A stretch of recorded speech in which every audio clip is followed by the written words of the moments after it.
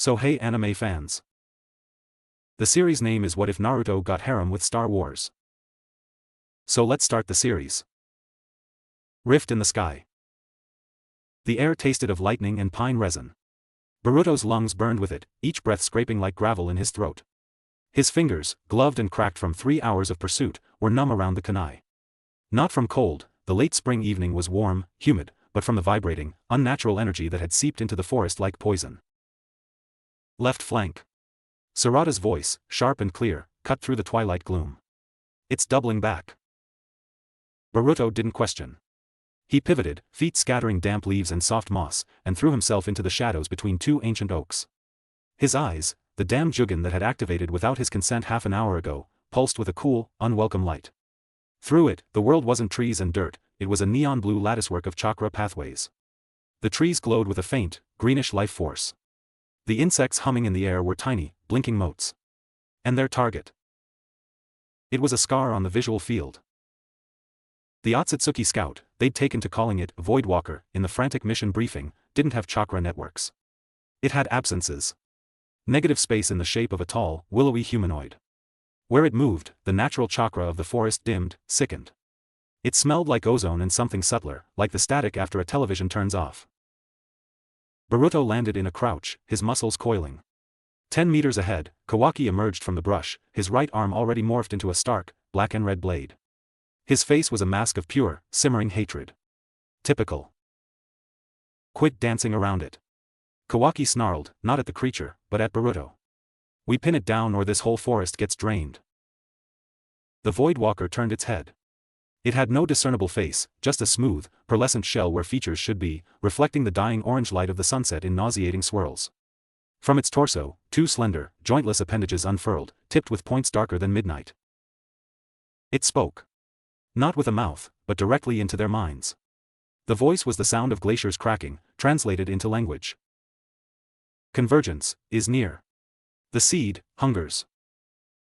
A spike of primal terror, cold and greasy, shot up Boruto's spine. His stomach clenched. He'd fought Otsutsuki before, hell, he had one living in his karma seal, but this was different. This thing felt older. Not a cultivator, but a harvester. A cleaner.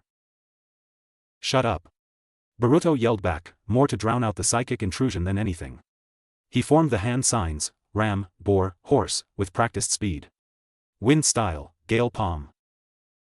A torrent of compressed air shot from his palm, shredding foliage and carving a trench in the earth. It hit the Voidwalker square in the chest. And did nothing. The air simply dissipated around it, as if swallowed by a silent vacuum. The creature didn't even stagger. Sarada landed beside him, Sharingan spinning. Physical attacks are muted. Its energy absorption field is passive, constant. It's like trying to punch a shadow.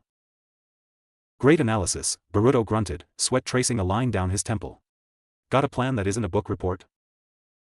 Before she could retort, the Voidwalker moved. It didn't run or leap. It flowed, a ripple of displaced reality. One moment it was 10 meters away, the next it was right in front of Kawaki, a dark-tipped limb spearing toward his heart. Kawaki's blade arm parried with a shriek of stressed energy. The impact wasn't metallic, it was a deep, subaudible thump that vibrated in Boruto's molars. Kawaki was driven back, boots digging twin furrows in the soft forest floor. Now, Boruto. Sarada's Sharingan captured every micro-movement. Its core fluctuates when it attacks. There's a half-second window. This was the plan. Kawaki as the anvil, Boruto as the hammer. A classic, stupid, Uzumaki Namikaze special. Boruto's hands flew together. Blue energy, chaotic and bright, spiraled into existence above his right palm. The Rasengan. But not the standard one. He pushed more chakra into it, feeling the familiar, rebellious strain as it wanted to fly apart. He forced it to compress, to vanish. The air around the vanishing Rasengan warped, sucking in sound and light. The hum it emitted was a high-pitched whine that made his ears ache. The Voidwalker, sensing the concentrated power, turned from Kawaki. Its blank face regarded the spinning vortex of non-light. For the first time, it seemed interested. Interesting, a localized negation. A toy. Boruto charged. Try this toy on for size. He covered the distance in a blur. The Voidwalker raised both limbs to guard. Kawaki, seeing the opening, lashed out with his extended arm, wrapping it around the creature's legs to anchor it. Sarada threw a volley of shuriken, not to damage, but to disrupt, each one aimed at the slight gaps in the energy absorption field her Sharingan saw. It was a perfect team maneuver. For a second, Boruto felt the old, fierce pride. Team 7. Unbeatable. He thrust the vanishing Rasengan forward. And the Voidwalker did something unexpected. It didn't try to block or absorb. From within its chest, a small, obsidian artifact, like a twisted, petrified seed, pulsed with a sickly violet light. It was covered in symbols that hurt to look at, a hybrid of Otsutsuki script and something far more jagged, more chaotic. The artifact activated. The world didn't just bend. It screamed. The sound was physical, a pressure wave that hit Boruto like a giant's palm. Every hair on his body stood on end. The smell changed instantly, from ozone and pine to something acrid, metallic, like a lightning strike on old iron. The vanishing Rasengan in his hand didn't collide with the creature. Instead, the space between them fractured. It wasn't a clean rip. It was a wound. A jagged, bleeding tear in the fabric of everything. Through the tear, Boruto didn't see another place. He saw nothing. An absolute, hungry void that was also somehow full, of screaming colors that had no name, of geometries that defied his brain's ability to process them. The gravitational pull was immediate and terrifying. Boruto. Sarada's scream was distant, muffled, as if he were underwater. Kawaki's binding arm was sheared off at the wrist by a shard of unstable reality. He roared in pain and fury. Boruto tried to let go of the Rasengan, to leap back, but it was too late. The chaotic energy of his jutsu and the artifact's power were feeding each other. The tear expanded, edges crackling with violet-black lightning. The pull became irresistible. He was yanked off his feet. For a horrific moment, he hung in the air, suspended between the green, living world of his home and the screaming chaos of the rift. He saw Sarada's horrified face, her hand outstretched. He saw Kawaki clutching his stump, eyes wide. He saw the Voidwalker, standing calmly in the eye of the storm, its artifact now glowing like a malevolent star. The first anchor is set. Then, the sensation of movement. Not through space, but of space itself. It was like being folded, spindled, and mutilated all at once. There was no air. There was only a deafening, silent roar and a blinding, directionless light that seared his closed eyelids. He felt his chakra, the very energy that was him, being scrambled. It was the most violating feeling he'd ever experienced. It wasn't being drained, it was like someone had taken the wires of his nervous system and tossed them in a blender. His body revolted. He vomited, but there was nothing to expel, just dry, wrenching heaves that racked his chest. The pressure was immense, crushing him from the inside out. He thought, with bizarre clarity, this is it. I'm going to die as a stain on the universe's wallpaper. Time lost meaning. It could have been seconds or centuries. The sensory onslaught shifted. The light and silence fragmented into a cacophony of new sensations, slamming into him all at once. Sound, a roaring, mechanical hum underpinned by 10,000 layers of noise, shrill horns, distant, percussive booms that weren't thunder, overlapping voices shouting in languages that grated with consonants, the constant, high-pitched whine of engines, smell, recycled oxygen, tinged with a flat, sterile tang. Underneath it, the pungent grease of machinery, the sour-sweet decay of garbage, and the smoky, alien aroma of countless different foods cooking, sight, blinding. After the void, the light was assaultive. He was falling, the world a streaking blur of impossible verticality. Towers of metal and glowing glass stretched towards a smog-obscured sky, not in a line, but in a tangled, mountainous heap. Lights, advertisements, windows, vehicle beacons, flashed and strobed in a chaotic, mesmerizing rhythm. There was no green. No earth. Only metal, duracrete, and neon, touch. The air was warm, thick, and humid, clinging to his skin like a oily film. Then, the impact. He hit a surface that was unforgiving, but slightly yielding. Not dirt. Something synthetic and grimy. All the air blasted from his lungs with a painful whoosh. A sharp, sickening crack echoed from his side, a rib. White-hot pain lanced through him. He skidded, the rough material tearing at his jacket and skin, leaving burning friction burns. He came to a stop on his back, staring up at a narrow strip of dirty orange sky between two monstrous, towering buildings. Something was dripping from a pipe above, landing with a steady plink-plink next to his head. The fluid was iridescent and smelled like chemical waste. He lay there, paralyzed by shock and agony. His thoughts were broken glass. Where, pain. Sighed. Can't breathe, sky, wrong. Buildings, wrong, smell, wrong. The instinct of a shinobi, drilled into him since childhood, finally overrode the panic. Assess. Move. Hide. Gritting his teeth against the fiery pain in his ribs, he rolled onto his stomach. The motion made his vision swim with black spots. He pushed himself up to his knees. He was on a raised platform, littered with rusting metal crates, discarded engine parts, and piles of unidentifiable refuse. A landing pad. But not like any in the 5 nations. This was decrepit, stained with decades of grime. He tried to draw in a steadying breath and choked on the polluted air, triggering a coughing fit that made his injured side feel like it was being stabbed with each convulsion. He tasted blood in his mouth. Get up, he whispered to himself, voice raspy and alien. Get up, you idiot. Using a cracked support column, he hauled himself to his feet. The world tilted. He leaned heavily against the column, his head pounding in rhythm with the city's endless mechanical heart. He needed to mold chakra. A simple healing trance, just enough to stabilize the rib. He formed the seal for the mystical palm technique. Nothing happened. A cold spike of fear, sharper than the pain in his side, lanced through him. He concentrated, reaching inward for the familiar, warm pool of his chakra. It was there. But it was chaotic. Flickering. Like a guttering candle in a strong wind. When he tried to guide it, it slipped and twisted, responding sluggishly, unpredictably. He managed to coax a faint green glow to his fingertips, but it sputtered and died after 2 seconds, the effort leaving him dizzy. No. No, no, no. This was worse than being captured.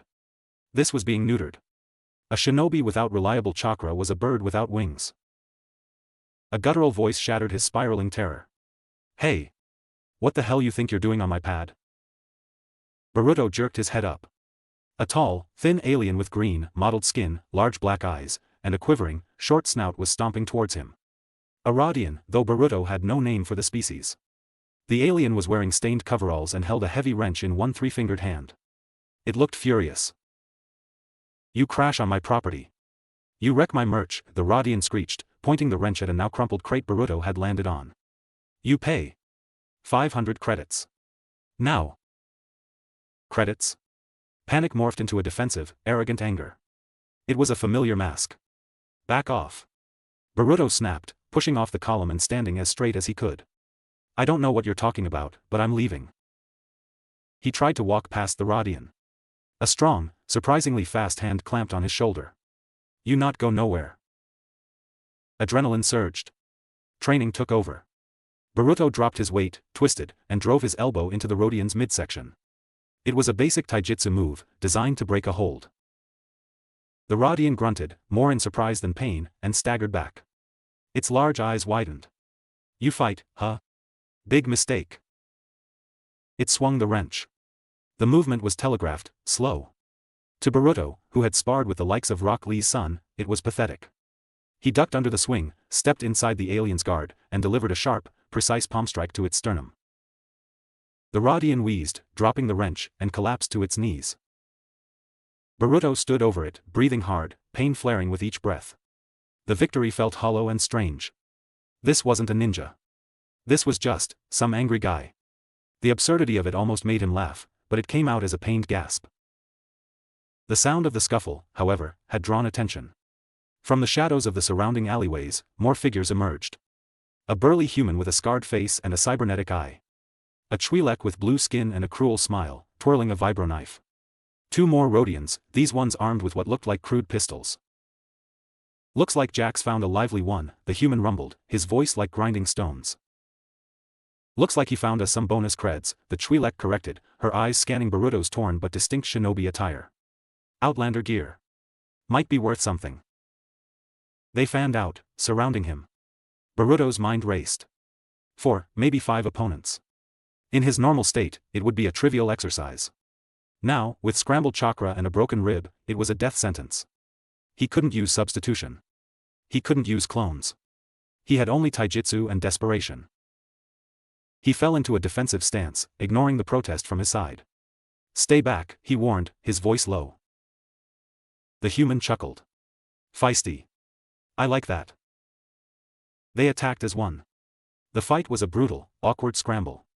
Boruto's movements, usually fluid and precise, were hampered by pain and disorientation. He blocked a punch from the human, felt the impact shudder up his arm. He ducked the Twi'lek's vibro-knife, the hum of the blade passing centimeters from his ear. He disarmed one Rodian with a kick to the wrist, sending the pistol clattering away, but the other Rodian fired. Not a kunai, not a shuriken. A bolt of coherent red energy that sizzled through the air. A blaster. Instinct saved him. He jerked his head aside. The bolt grazed his cheek, searing a line of fire across his skin. The smell of burnt flesh and ozone filled his nostrils. The sheer, shocking speed of it left him reeling. No wind-up, no hand signs, just point and kill. He was backing towards a dead-end alley, his breath coming in ragged, painful gasps. The group advanced, predatory and confident. The Twi'lek licked her lips. The human cracked his neck.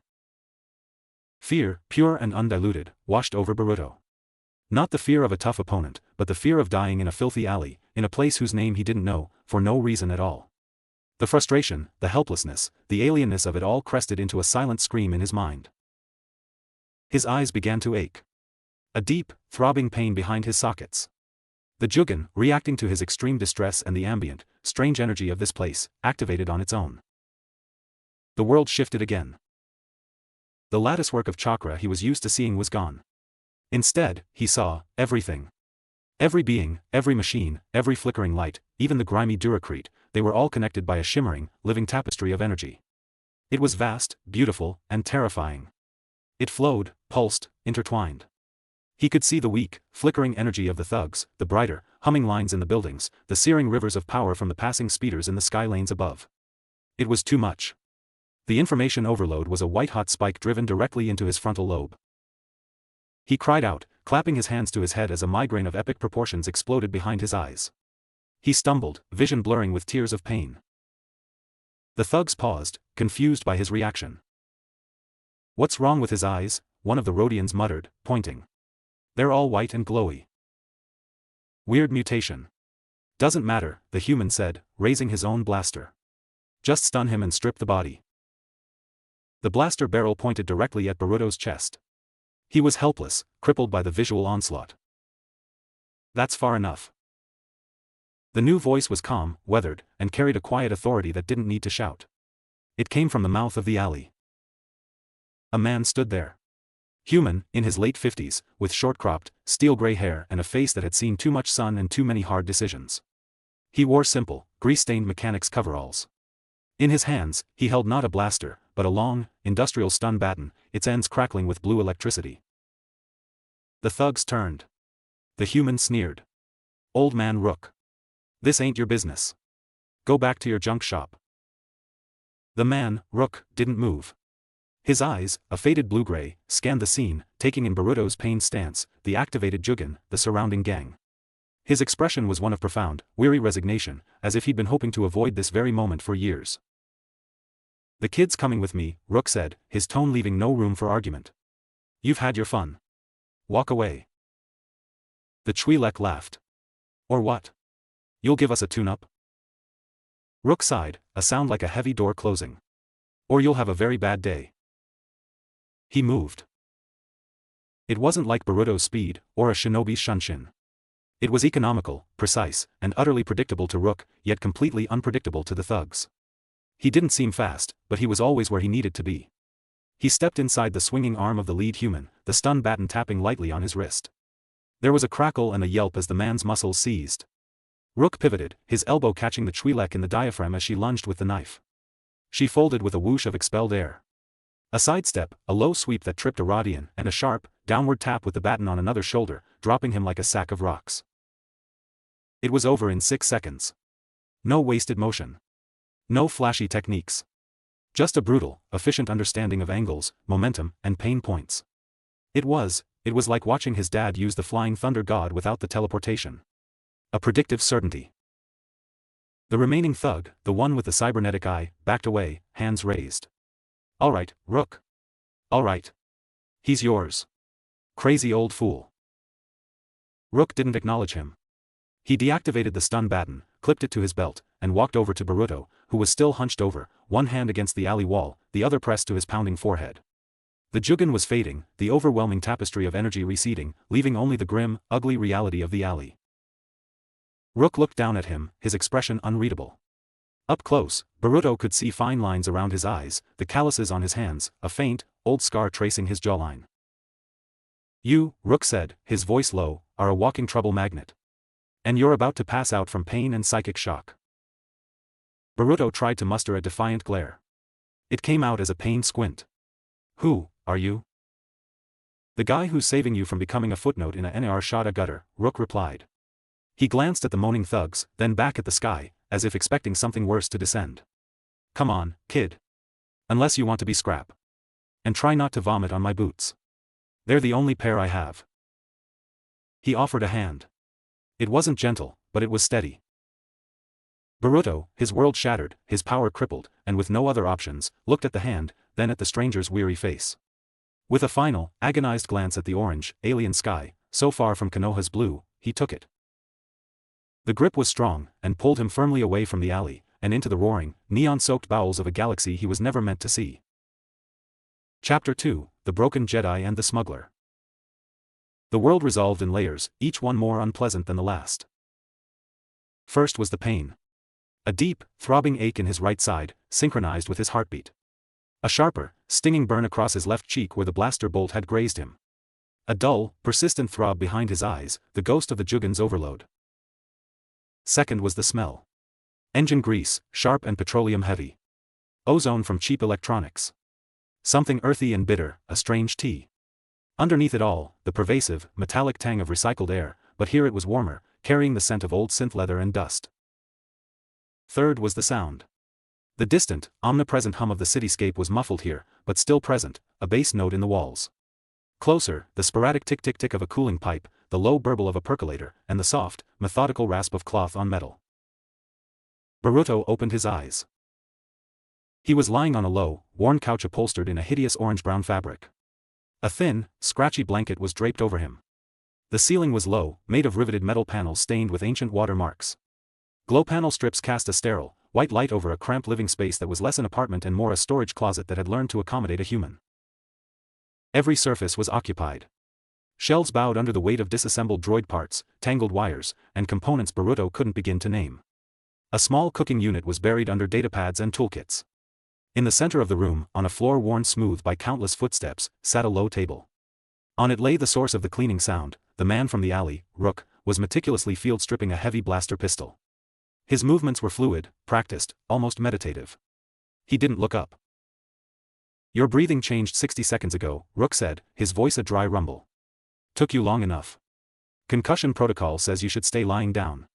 But I figure anyone who crashes from the sky and starts a gang fight 5 minutes later isn't big on protocol. Boruto pushed himself up on his elbows. A wave of dizziness and fresh pain made him grit his teeth. Where am I? My place. Above the shop. Rook slotted the blaster's power cell back into place with a definitive click. It's not much, but it's marginally less likely to get you knifed than the alley. The events crashed back in a nauseating rush, the forest, the void walker, the tearing rift, the fall, the fight. The alienness. Panic, cold and slick, coiled in his gut. He swung his legs off the couch, ignoring the protest from his body. I have to go. I have to get back. Back where? Rook finally looked at him. His eyes in the steady light were the color of a foggy sky, and just as opaque. They held no malice, but no warmth either. Just a deep, settled weariness. Home. Konoha. The land of fire. The names felt childish, absurd, in this metal box. Rook leaned back in his chair, the synth leather creaking. He picked up a chipped ceramic mug and took a sip of the bitter-smelling tea. Never heard of them. What sector? Sector? It's a village. In a country. On my world. Your world. Rook set the mug down. Kid, you're on Naruto. The smuggler's moon. Orbiting Nal Huda. In the YouTube system. In Hut space. You follow? Each name was a hammer blow. None of them meant anything. Boruto's heart began to pound against his bruised ribs. No. You don't understand. There was a hole in the world. It pulled me through. I need to find it again. A spatial anomaly, Rook stated, not a question. He gestured to a small viewscreen on a cluttered desk. It showed a frozen, grainy image of the forest battle from what seemed like a satellite perspective, a bloom of violet energy, then a distortion wave. Public traffic control sensors picked up the energy spike. Unidentified, off the charts. Lasted 3.2 seconds. Then nothing. No residual wormhole, no spatial scar. Just you, falling like a brick. He turned fully to face Boruto. Whatever door you came through, it's sealed. And from the look of that energy signature, it wasn't a door built by anyone who wants visitors. Or wants them going back. The finality in his tone was a physical weight. Boruto felt the floor, the reality of it, give way beneath him. He was stranded. Truly, utterly stranded. The thought was so vast, so terrifying, his mind couldn't encompass it. He focused on a smaller, more immediate anger. How did you get that? He snapped, pointing at the screen. I pay for premium scanner feeds. Lets me know when Imperial patrols or rival gangs are heading my way. Today, it told me a miniature supernova was dumping debris on my block. Rook's gaze was unwavering. Now. You want to tell me what you are? Your bioscan is human, baseline. But your energy signature is unusual. And those eyes back in the alley. That wasn't a trick of the light. Boruto's hand flew to his face. The Jugen was dormant now. He instinctively fell back on defense, on secrecy. Shinobi rules. It's none of your business. You helped me. Thanks. Now I need to find a way to contact my people. Your people. Rook almost smiled, a thin, humorless stretching of his lips. Let me paint you a picture, kid. You're not on another continent. You're not even on another planet in your own star system. You are in another galaxy. The light from your sun. It won't reach here for 100,000 years.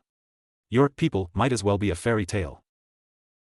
The words hung in the dusty air. Another galaxy. The scale was incomprehensible. It was like telling a goldfish it was now in the desert. Boruto's bravado crumbled. He slumped, the pain and the despair crashing together. He was just a 17-year-old kid who missed his dad's stupid, loud laugh and his sister's quiet smile. The loneliness was a sudden, yawning chasm. So that's it, he whispered, voice cracking. I'm just stuck here. For now, Rook said, his tone softening a microdegree. The galaxy's a big place. Strange things happen. Anomalies repeat. But finding yours, that's a needle in a million haystacks. First, you survive the haystack. He stood up, his frame taller and more solid than he seemed sitting down. He fetched a small medkit from a shelf. Shirt off. Let's see the damage. It was an order, not a request. Too weary to argue, Boruto peeled off his torn, filthy jacket and the black shirt underneath.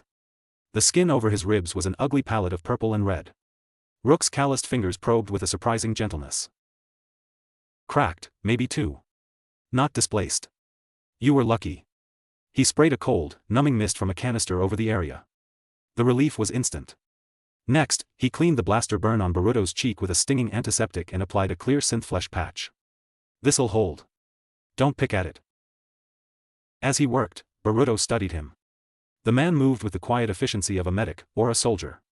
His hands were scarred, but steady. There was a stillness to him that felt deliberate, like a dam holding back a river. You're not just a mechanic, Boruto said. Rook didn't answer. He packed the medkit away. Your energy. Can you control it? Or was that light show in the alley an accident? It's called chakra, Boruto said, the word feeling like a secret confessed.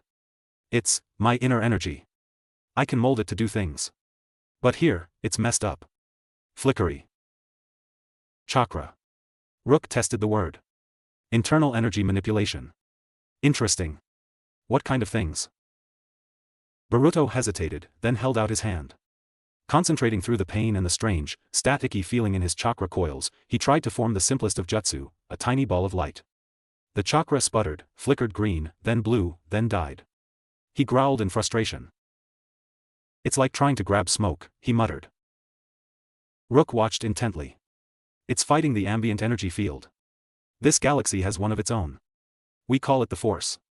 It's an energy field that binds all living things together. It's external, but it can be sensed, touched. Your chakra, it's like a loud, bright, self-contained star. No wonder those lowlifes noticed you. You're broadcasting. The Force. The tapestry. That's what the Jugen had shown him, the connections. A sickening realization dawned.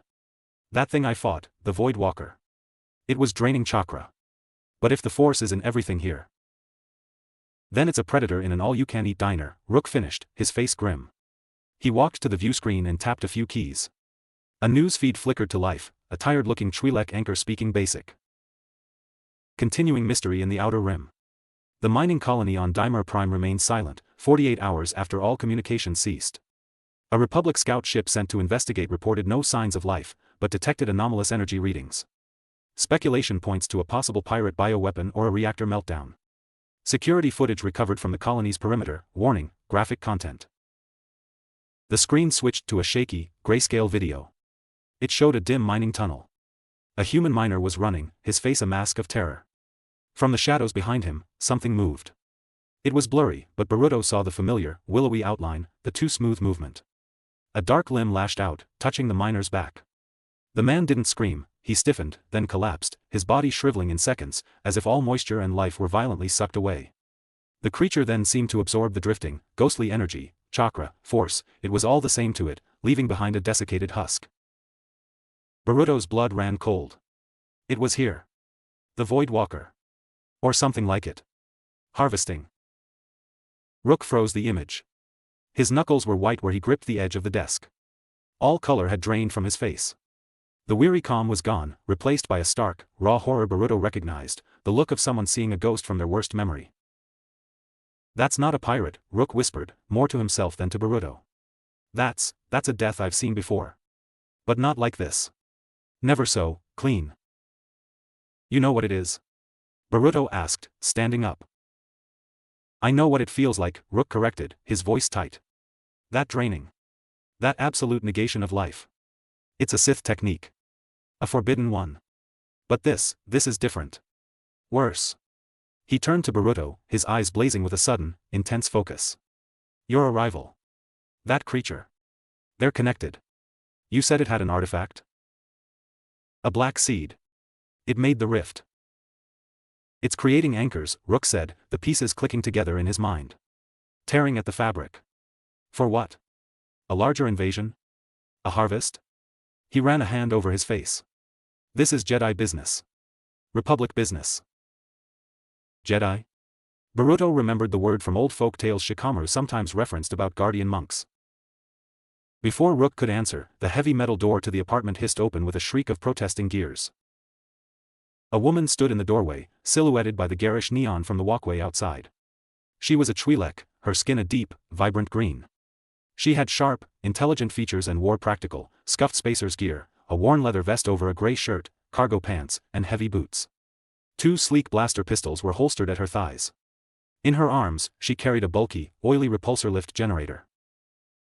"Rook, you miserable old hermit, I got your damn." She stopped dead, her luminous yellow eyes taking in the scene, the battered, shirtless stranger, the intense look on Rook's face, the frozen horror on the view screen. Her leku twitched. A slow, sharp grin spread across her face.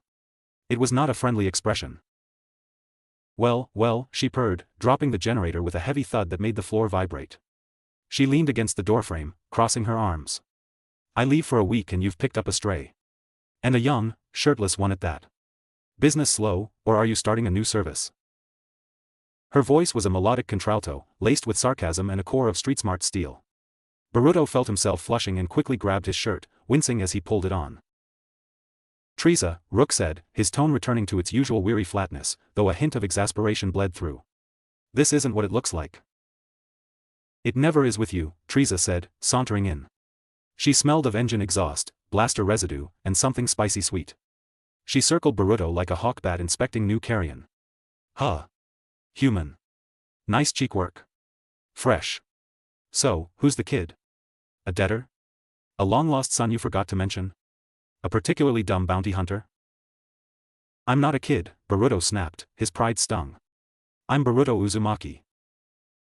"Baruto Uzumaki," she repeated, rolling the name around as if tasting it. "Fancy. Sounds like a Core World brat's name. You don't look Core World. You look like you lost a fight with a trash compactor." Her eyes flicked to Rook. "He's the debris drop from the energy spike, isn't he? The one every scanner on the level was chattering about." Perceptive as ever, Rook grumbled.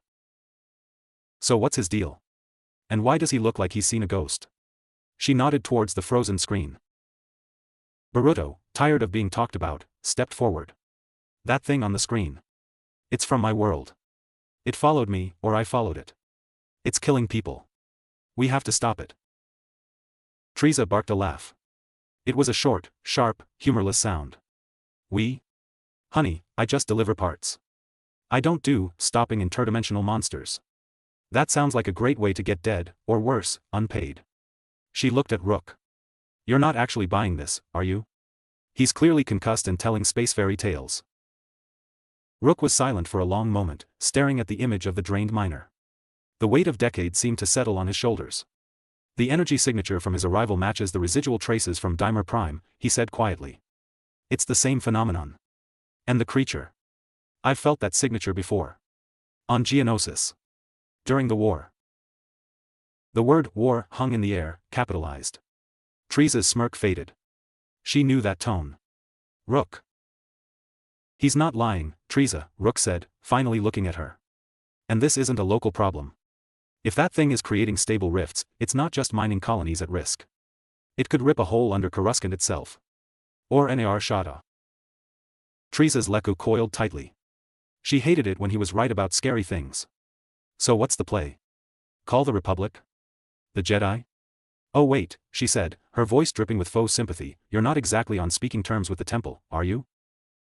A flash of pain crossed Rook's face, quickly buried. No. We're not calling anyone official. Not yet. They'd study him, lock him up, and bungle the investigation with committees. We need to understand what we're dealing with first. He gestured to Baruto. He has information. And he has abilities. Unusual ones. Great, Teresa sighed, plopping down into Rook's vacated chair. She pulled out a small vibroblade and started cleaning her fingernails. So we're a team now? A retired Jedi with baggage, a spacer with a mortgage on her ship, and a lost puppy with magic tricks. We're doomed. I'm not a puppy, Baruto growled. You yap like one. She didn't look up from her nails. So, magic boy. Can you at least pay? Credits, precious gems, functional hyperdrive motivators? Baruto's blank look was answer enough. Fantastic. We're working pro bono. She sheathed the blade. Alright, Rook. What's step 1? Rook moved to the small cooking unit. He pulled out 3 packets of nutrient paste, beige, unappetizing blocks, and shoved them into a heater. Step 1, we eat. Step 2, we get a full account from Baruto. Every detail about that creature, its artifact, and his chakra. Step 3, we access deeper sensor logs. If that thing made a rift here, it might have left a trail. A vector. Something that points to where it's going next, or where it came from. The heater dinged. Rook dumped the pasty contents onto 3 plates and handed them out. It smelled vaguely of yeast and minerals. Baruto stared at the glop. It was the most unfood-like thing he'd ever seen. His stomach, empty and traumatized, revolted. But the pragmatic part of him, the shinobi part, knew he needed fuel. He took a hesitant bite. The texture was like wet clay, the flavor bland with a chemical aftertaste. He forced it down. They ate in silence for a minute, the only sounds the scrape of utensils and the city's hum. The ordinariness of the moment was somehow more surreal than anything else that had happened. Teresa pointed her fork at Baruto. So. Chakra. Show me something useful. Not the light show. Something that'll help us not die. Baruto put his plate down. He thought. His chakra was unstable, but maybe, something physical. Something simple. He formed the ram seal, focusing not on a complex mold, but on the most basic enhancement, chakra to his feet. He stood, walked to the bare metal wall, and took a step up. Then another. He walked vertically up the wall, holding for 3 steps, before his chakra sputtered and he dropped back down, landing in a crouch. Teresa's fork stopped halfway to her mouth. Her yellow eyes were wide. Okay, she said slowly. That's not a mag trick. How? Chakra adhesion, Baruto said, a flicker of his old pride returning. I can run on water, stick to trees, when it's working. Rook was watching, his analytical mind turning. Internal energy manipulation affecting personal gravity and molecular cohesion. Remarkable. It's like a hyper-focused, personal version of force levitation. He looked at Baruto with a new, grudging respect. Can you teach the principle? Before Baruto could answer, a sharp, urgent beeping came from Rook's desk. A red light flashed on a custom-built comms unit. Rook was there in 2 strides. He put on a headset, listened for a moment, his face hardening. Understood. Keep the channel dark. Rook out. He took the headset off and turned to them. That was my contact in the Orbital Traffic Bureau. The public sensor logs of the debris drop have been accessed and encrypted. By someone with Imperial level clearance. Imperials? Here. Teresa was on her feet instantly. Or someone with their codes. They're looking for the source of the anomaly. His eyes locked with Baruto's. They're looking for you. And they'll start on the ground. Soon. The fragile sense of temporary safety shattered. The apartment felt small, a metal trap. We need to move, Teresa said, all business now. She grabbed her generator. My ship's in Bay 42. It's cleaner than here. For now. Rook nodded, already stuffing datapads and small tools into a satchel. He tossed a heavy, hooded jacket to Baruto. Put this on. Hood up. Try to look like you belong. Baruto caught the jacket. It smelled of oil and Rook. He put it on. It was too big, but it covered his distinctive clothes.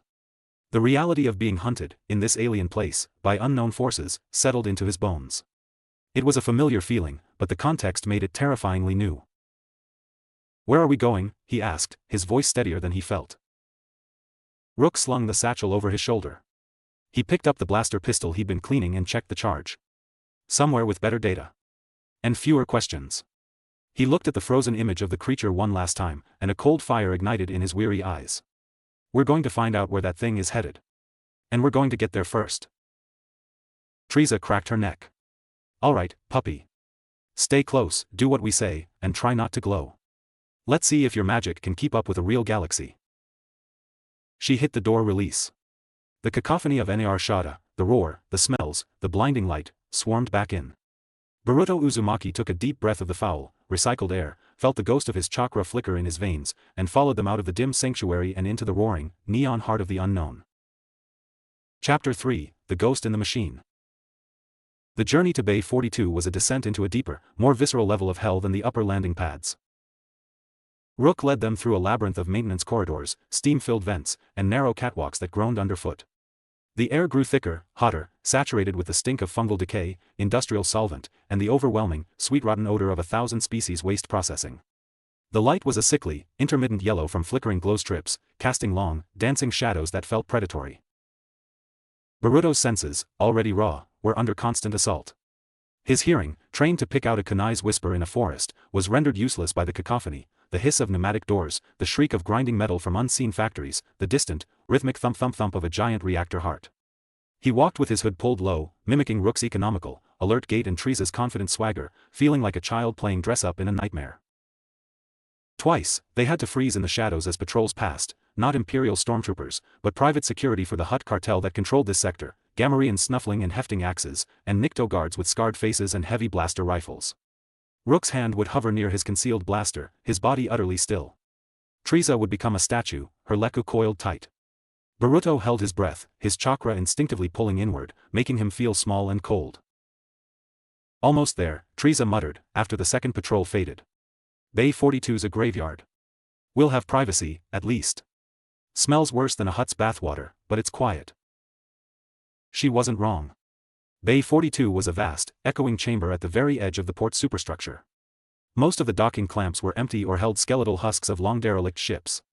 The light was a dusty, gray twilight filtering through grime-caked viewports high above. The air was marginally cooler, but carried the ghost smell of dead engines and old fires. And there, nestled in a darkened corner like a wounded animal, was the wayward sun. Baruto's first thought was that it looked like something Shikamaru would find troublesome. It was a Corellian YT 1300 light freighter, a model he'd later learn was common, but this one had seen better decades. The saucer-shaped main hull was patched in a dozen places with mismatched metal plates, welded on with what looked like artistic indifference. The mandibles framing the cockpit were scored with old laser burns.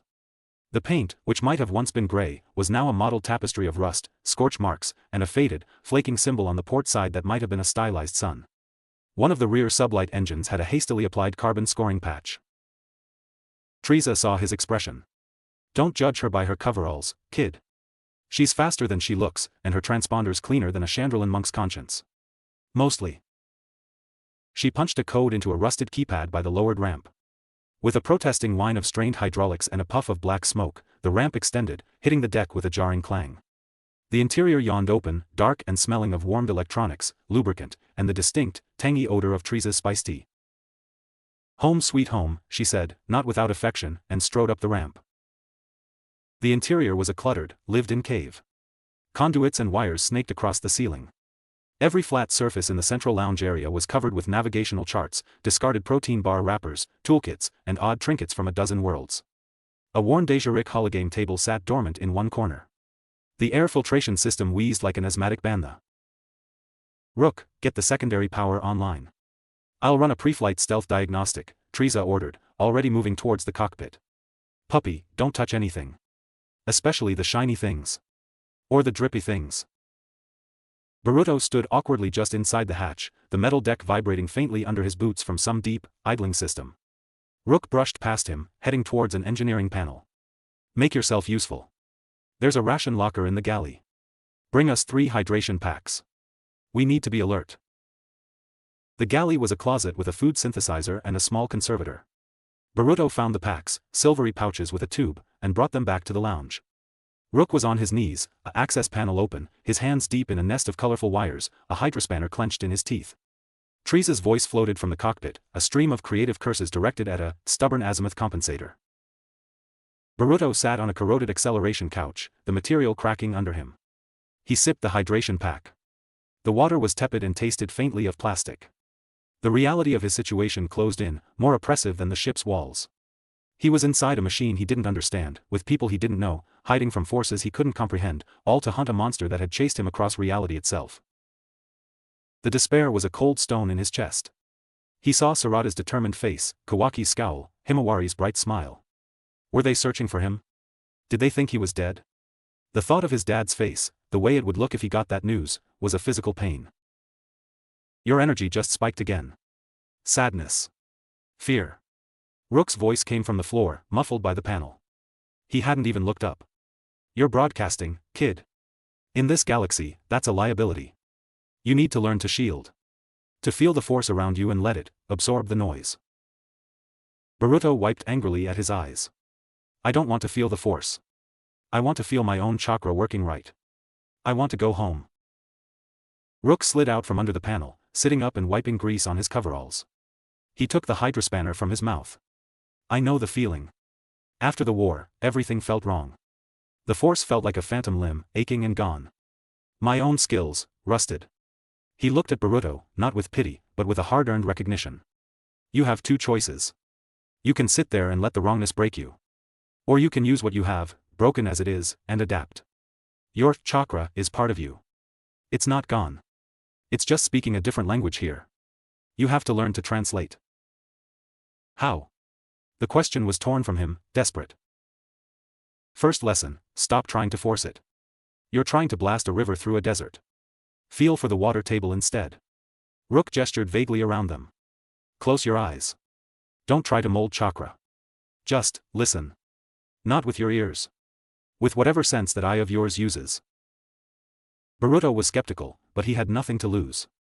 He closed his eyes, blocking out the ship's groans and Teresa's swearing. He tried to quiet the storm of panic in his mind. He reached inward, not for the chakra pool, but for the feeling of the Jugen, that strange, perceptual shift. At first, there was nothing. Then, slowly, flickers.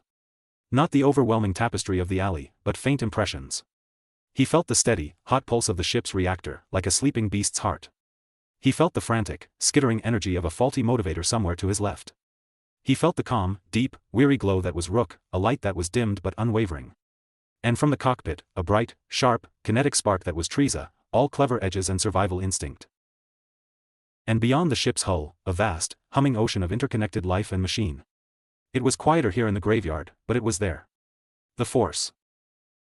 His own chakra, a jittery, blue-white flame within him, suddenly seemed less isolated. It wasn't fighting the external energy, it was bobbing in it, like a boat on a strange sea. He didn't try to grab it. He just observed. And, for the first time since the fall, it settled. Not much.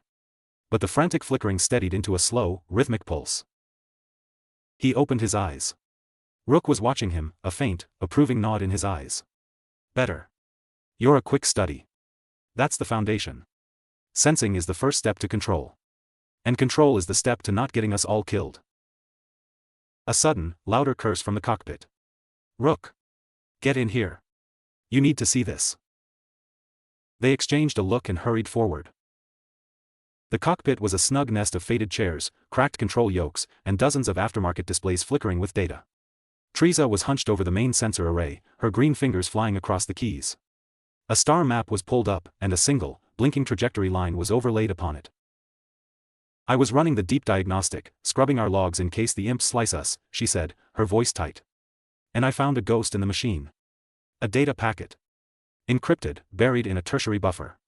It wasn't from our systems. It was injected. During the energy spike. Injected? By what?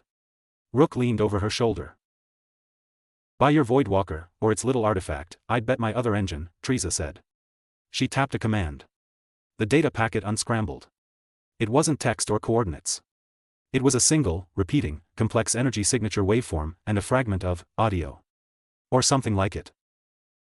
Play it, Naruto said, a chill creeping up his spine.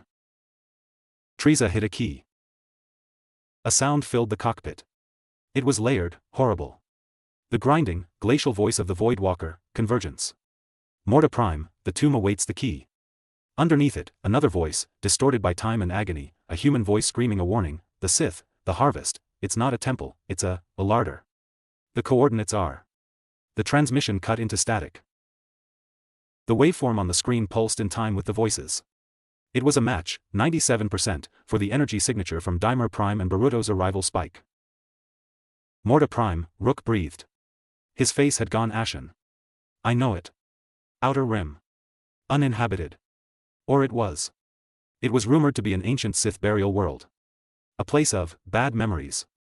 The Republic quarantined it after the Clone Wars. A Sith tomb, Naruto said, the pieces locking together with dreadful certainty. That thing, it's not just harvesting. It's learning. It's using Sith knowledge. It's going there. Why? The artifact, Rook said grimly. It called itself a seed. Maybe Morta Prime is where it was meant to be planted. Or where it can find more like it. Or where the veil between realities is thin. A convergence point. It's a trap, Teresa stated flatly. It's broadcasting a dinner bell to anyone with the right scanner. Luring in the curious. Or, she looked at Naruto, the lost. Naruto's hand went to his chest, where the karma seal lay dormant. Could it sense the artifact? Could the artifact sense it? We have to go, he said.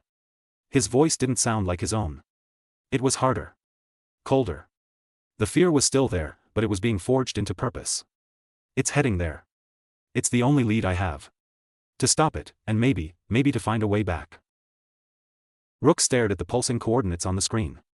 Going to a Sith world. It was everything he'd sworn to avoid. A direct path into the heart of the darkness he'd turned his back on. He looked from the coordinates to Naruto's determined, desperate face, to Teresa's wary but resigned expression. He saw the ghost of a Padawan, lost because he'd hesitated. He saw the drained miners on Dimer Prime. He saw a chance, perhaps his last, to mend a broken blade. We'll need supplies, he said finally, his voice a gravelly whisper of acceptance. Real weapons. Environmental gear for a necropolis world. And a cover story. We can't just fly into a Republic quarantine zone.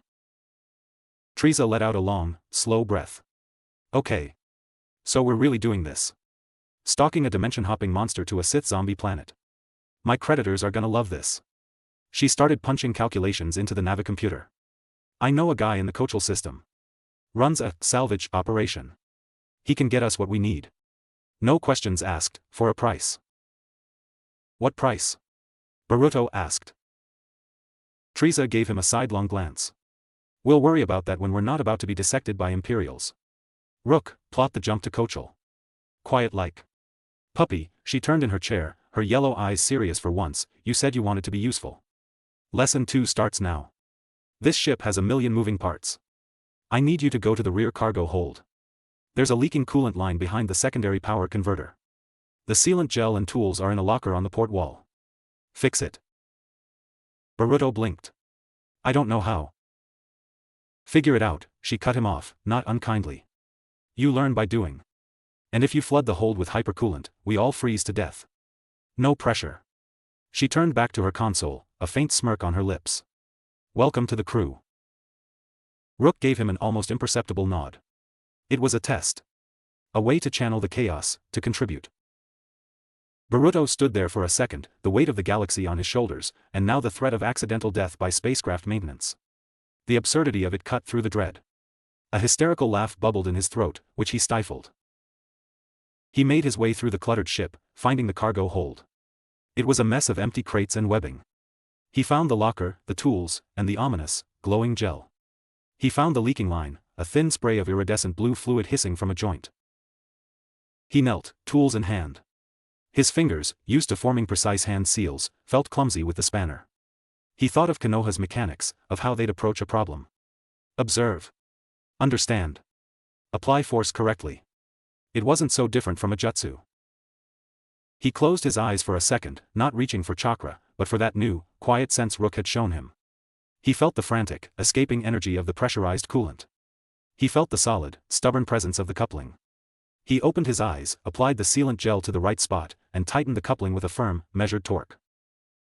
The hissing stopped. A small victory. Insignificant against cosmic horrors. But it was his. He had fixed something. In this broken, alien place, he had mended a tiny part of it. From the cockpit, he heard the deep, building whine of the sublight engines powering up. The ship vibrated with new life. Teresa's voice came over a crackly intercom. Nice work, rookie. Now strap in. We're breaking Atmo. Try not to puke. The cleaning droid's on strike. Naruto made his way back to the lounge, finding a secure seat next to a viewport. He strapped in as Rook entered and did the same. Through the grimy transparisteel, he saw the cavernous bay doors begin to grind open, revealing the swirling, polluted ochre of Enarshada's sky. The wayward sun lifted on a cushion of repulsor lift energy, sliding forward with a grace that belied its appearance.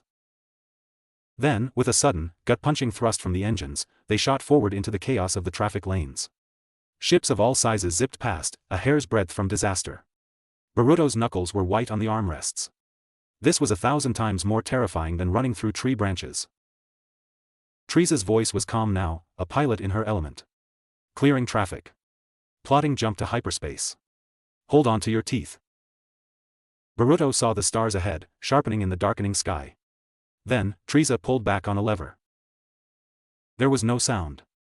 The stars didn't move, they streaked, melting into brilliant, blinding lines of white. The ship gave a lurch, and the universe outside the viewport dissolved into the swirling, blue-white tunnel of hyperspace.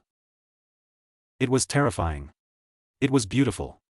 It was the most profound feeling of movement he had ever experienced. The constant hum of the ship changed, becoming a deeper, more resonant vibration that he felt in his bones. Rook unstrapped and moved to sit across from him. First jump. Naruto could only nod, his eyes glued to the infinite tunnel. You get used to it, Rook said. Then, after a moment. Well. You never really do. In the hypnotic pulse of the hyperspace light, the fear and loneliness were still there, but they were joined by something else, a fragile, stubborn thread of resolve. He was on a ship. He had a direction. He had a monster to hunt. And he had, for better or worse, a crew. The wayward sun hurtled through the non-space, carrying its 3 broken, unlikely guardians towards a dead world, and into the heart of a gathering storm. Chapter 4, Wages and Welcome to Coachell. Hyperspace was a thief of time and sanity. The initial awe had worn off after the first hour, replaced by a grinding, monotonous unease. The constant blue-white strobe outside the viewport played tricks on his eyes, and the ship's deep hum was a vibration he felt in his teeth, in the marrow of his bones. It was a sound that promised infinite distance, a reminder of how impossibly far he was from anything familiar. He'd spent the hours trying to meditate, using Rook's lessons. It was frustrating, slow work.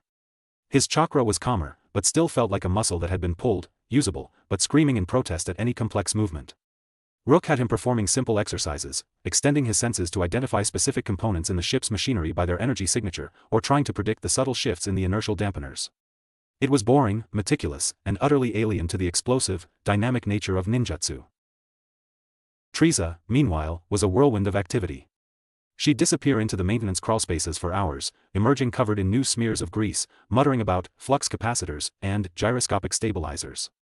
She'd then spend an hour at the Deja Rick table, playing against the computer and losing spectacularly, cursing the holographic monsters with creative vitriol. Currently, she was winning. Or, more accurately, the 8-armed, mantis-like hologram was systematically dismantling her snarling mollator. Cheating pile of photons, she snarled, slamming her fist on the table, causing the pieces to flicker. You tilted the probability matrix. It's an algorithm, Teresa, Rook said from the co-pilot's chair, not looking up from a datapad. It doesn't cheat. It just calculates your predictable losses. My losses are artful, she retorted. This thing is just cruel. She finally noticed Boruto watching from the lounge doorway. What?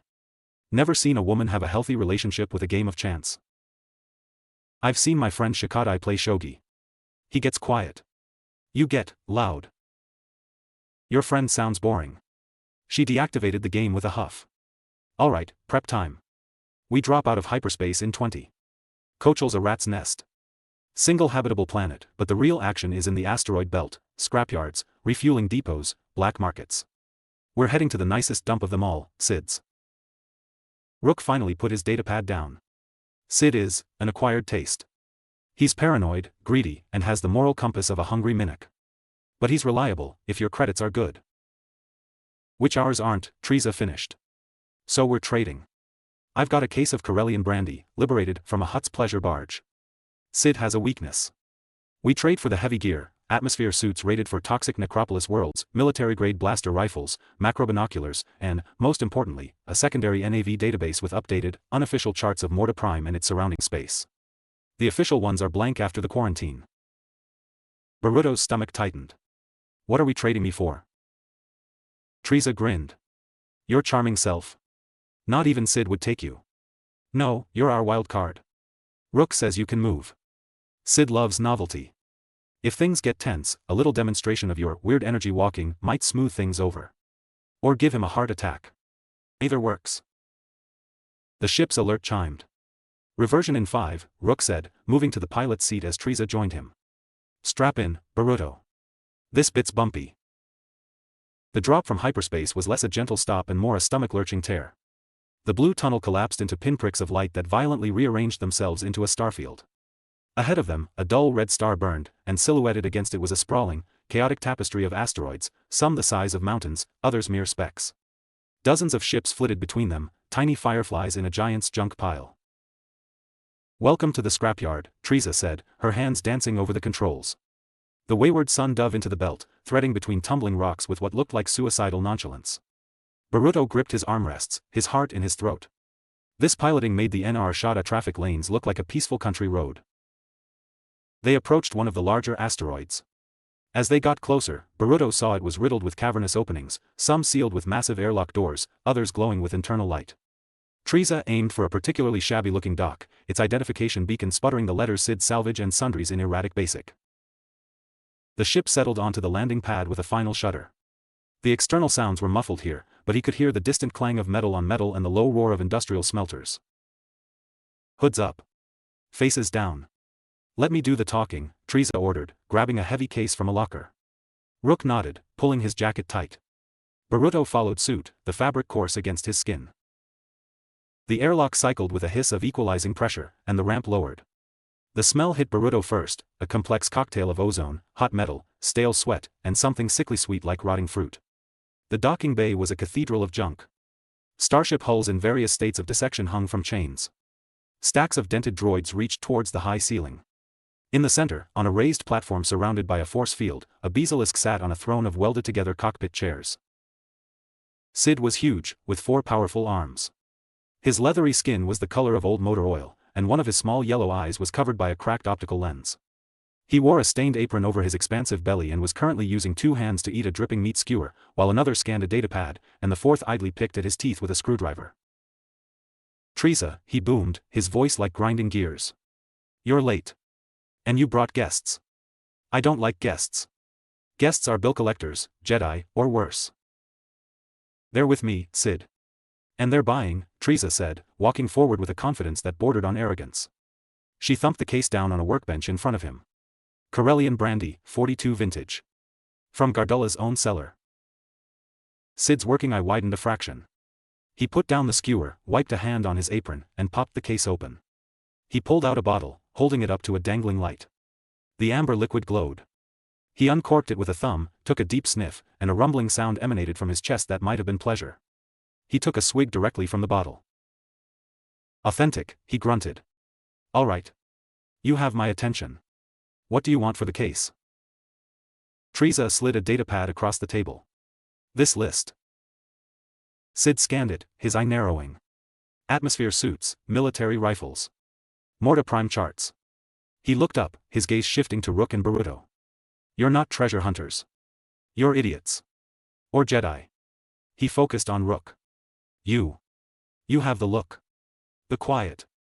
The weariness. You one of those walker-aways? Rook didn't flinch.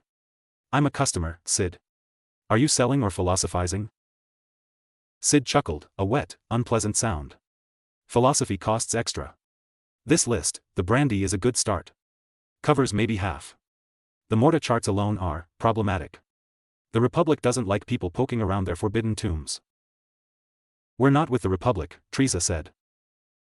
Obviously. Which is why the other half of the payment is interesting. Sid's eye landed on Baruto. The quiet one. He's twitchy. New. What's his story? He's my nephew. Learning the trade, Teresa said smoothly.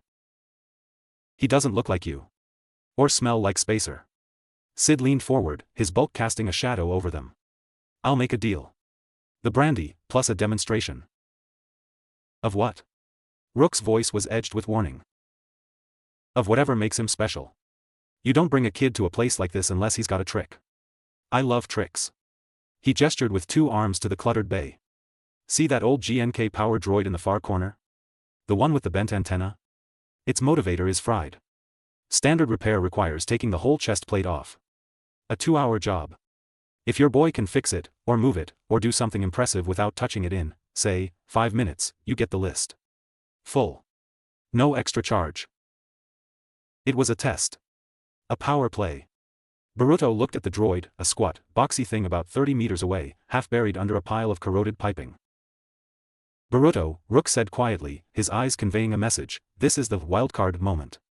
Be careful. Teresa gave an almost imperceptible shrug. Your call. Baruto's mind raced. He couldn't use a complex jutsu. His chakra was still unreliable. But the lessons, sensing. He closed his eyes for a second, reaching out. He felt the droid, a dead, cold spot. But he felt the piping on it, the grime, the static charge in the dusty air. An idea, stupid and desperate, formed. It was a combination of the most basic academy techniques, chakra adhesion, and a minute application of the body flicker technique's principle, not to move himself, but to apply focused kinetic energy. He walked toward the droid, the eyes of Sid, his crew, and several of Sid's burly, silent Clatoinian guards following him. He stopped about 5 meters away. Clock starts now, Sid rumbled, taking another swig of brandy. Baruto took a deep breath. He didn't form hand signs. He focused his still unsteady chakra, not into a mold, but into a simple, physical enhancement in his legs and feet. He then pushed a tiny, precise thread of it out from the sole of his boot, not as an attack, but as an extension, a foot made of energy. In the dusty air, it was just visible, a faint, shimmering distortion, like heat haze. He carefully hooked this chakra, foot, under a sturdy-looking pipe lying near the droid's base. With a grunt of effort, he levered it. The pipe, acting as a pry bar, shifted the pile of junk. The GNK droid, unbalanced, wobbled. Baruto released the chakra thread and, in the same instant, focused a minuscule burst of force, a flicker's worth, against the droid's side, right where his senses told him the center of mass was. The droid didn't fly. It tipped over with a loud crash of metal, landing on its side. The bent antenna snapped off completely. But more importantly, the impact jarred its chest plate loose. A corroded latch gave way, and the plate popped open, revealing the fried motivator within easy reach. The bay was silent. The Clatoinians had their hands on their blasters. Sid had stopped drinking, his drink hovering halfway to his mouth. Baruto turned, his heart hammering. He'd used a fraction of his power in a way no one in this galaxy had likely ever seen, not flashy, not destructive, but precise and utterly inexplicable by their technology. He walked back to the table, trying to look nonchalant. Motivators accessible. Your turn. Sid stared at him for a long, long moment. Then he let out a booming laugh that shook his whole body. Ha! No tools. No wires. Just a push. He slammed the brandy bottle down. I haven't seen anything that weird since a Jedi tried to mind trick me into giving him a discount. It didn't work. He gestured to a Cladoinian. Get them the gear. The good gear. And the charts. No overcharging. As the guards scurried away, Sid leaned close to Treza, his voice dropping to a conspiratorial rumble. Whatever you're going to Morta Prime for, it's worse than you think. A friend of a friend, who runs scrap in the Quelyahan sector, said a Republic science vessel went dark near there a month ago. Not attacked. Just silent. Like Dimer Prime. You're chasing a ghost that eats ghosts. The delivered gear was loaded onto the Wayward Son, bulky suits, heavy rifles that felt cold and deadly in Baruto's hands, and a data chip containing the forbidden charts. As they walked back up the ramp, Sid called out one last time. Hey, kid. Baruto turned. Sid pointed a thick finger at him. That was a good trick. Don't die before you can show me another. The ramp closed, sealing them in the relative safety of the ship. As Treza fired up the engines, Baruto slumped against a bulkhead, exhausted from the focused chakra use. You did good, Rook said, clapping a hand on his shoulder. Improvised. Used your head, not just your power. Treza grinned over her shoulder as the ship lifted off. Yeah, not bad, rookie. You just earned us about 5,000 credits worth of gear with a Jedi mind trick for idiots. Now get those rifles stowed. We've got a tomb to break into. As the Wayward Son blasted out of the asteroid scrapyard and back into the black, Baruto felt a new sensation. It wasn't quite belonging. It was more like being a useful part of a machine. A strange, broken, terrifying machine, but one that was now moving with a purpose he shared. The ghost was waiting. And they were now armed to meet it. Chapter 5, Descent into the Tomb. The reversion point for Morta Prime was a pocket of dead space. No asteroid fields, no nebulae, not even the distant glimmer of neighboring stars. Just the oppressive, starless black, and the planet itself hanging like a rotten fruit. It was a world of perpetual storm. Swirling vortexes of plum and ochre clouds shrouded its surface, lit from within by the constant, silent flash of lightning. No lights dotted the dark side. No orbital platforms. Just the dull, gray glint of a single, pockmarked moon. Atmospheric readings are off the charts, Treza muttered, her face lit by the sickly glow of her scanners. High concentrations of methylon, cyanogen, and, something the computer labels, psychoactive particulate matter. Basically, the air will choke you, poison you, and then give you nightmares while you die. Rook leaned forward in the co-pilot's chair, his face grim. The Sith like their privacy. The atmosphere is a defense mechanism. The suits will filter the toxins, but the particulate, it's a low-level psychic irritant. It preys on fear, anxiety. It'll make the shadows move. Keep your minds focused. Baruto, sitting behind them in his newly issued atmosphere suit, felt a cold sweat prickle his neck. The suit was bulky, restricting, and smelled of stale plastic and someone else's fear. The helmet's HUD flickered with data streams he only half understood. The coordinates from the data packet point to the southern hemisphere, Treza continued, bringing up a topographic map. The surface was a jagged nightmare of mountain ranges and deep, wound-like canyons. There's a structure. Geologically anomalous. Too many right angles. She zoomed in. Nestled in the heart of a volcanic caldera was a black, ziggurat-like pyramid. It didn't reflect the stormlight, it seemed to absorb it. That's our party venue. Set us down on the caldera's rim, Rook instructed. We'll approach on foot. A ship's energy signature might attract attention. The descent through the atmosphere was a teeth-rattling ordeal of screaming winds and violent turbulence. Lightning arced past the viewport, close enough that Baruto could smell the ozone through the ship's filters. The Wayward Son bucked and groaned like a living thing in agony. Treza fought the controls, her knuckles white, a string of hissed curses her only commentary. They broke through the cloud layer into a perpetual, bruised twilight. The caldera was vast, its floor a black glass sea from some ancient cataclysm. And in the center, the pyramid. It was larger than it looked from orbit, a stark, geometric blasphemy against the natural chaos. No visible doors, no windows. Just seamless, obsidian stone. Treza landed the ship with a final, bone-jarring thud on a relatively flat outcropping of volcanic rock a kilometer from the pyramid's base. The silence, after the storm, was absolute and heavy. Suit seals checked, Rook ordered, his voice tinny through the helmet comms.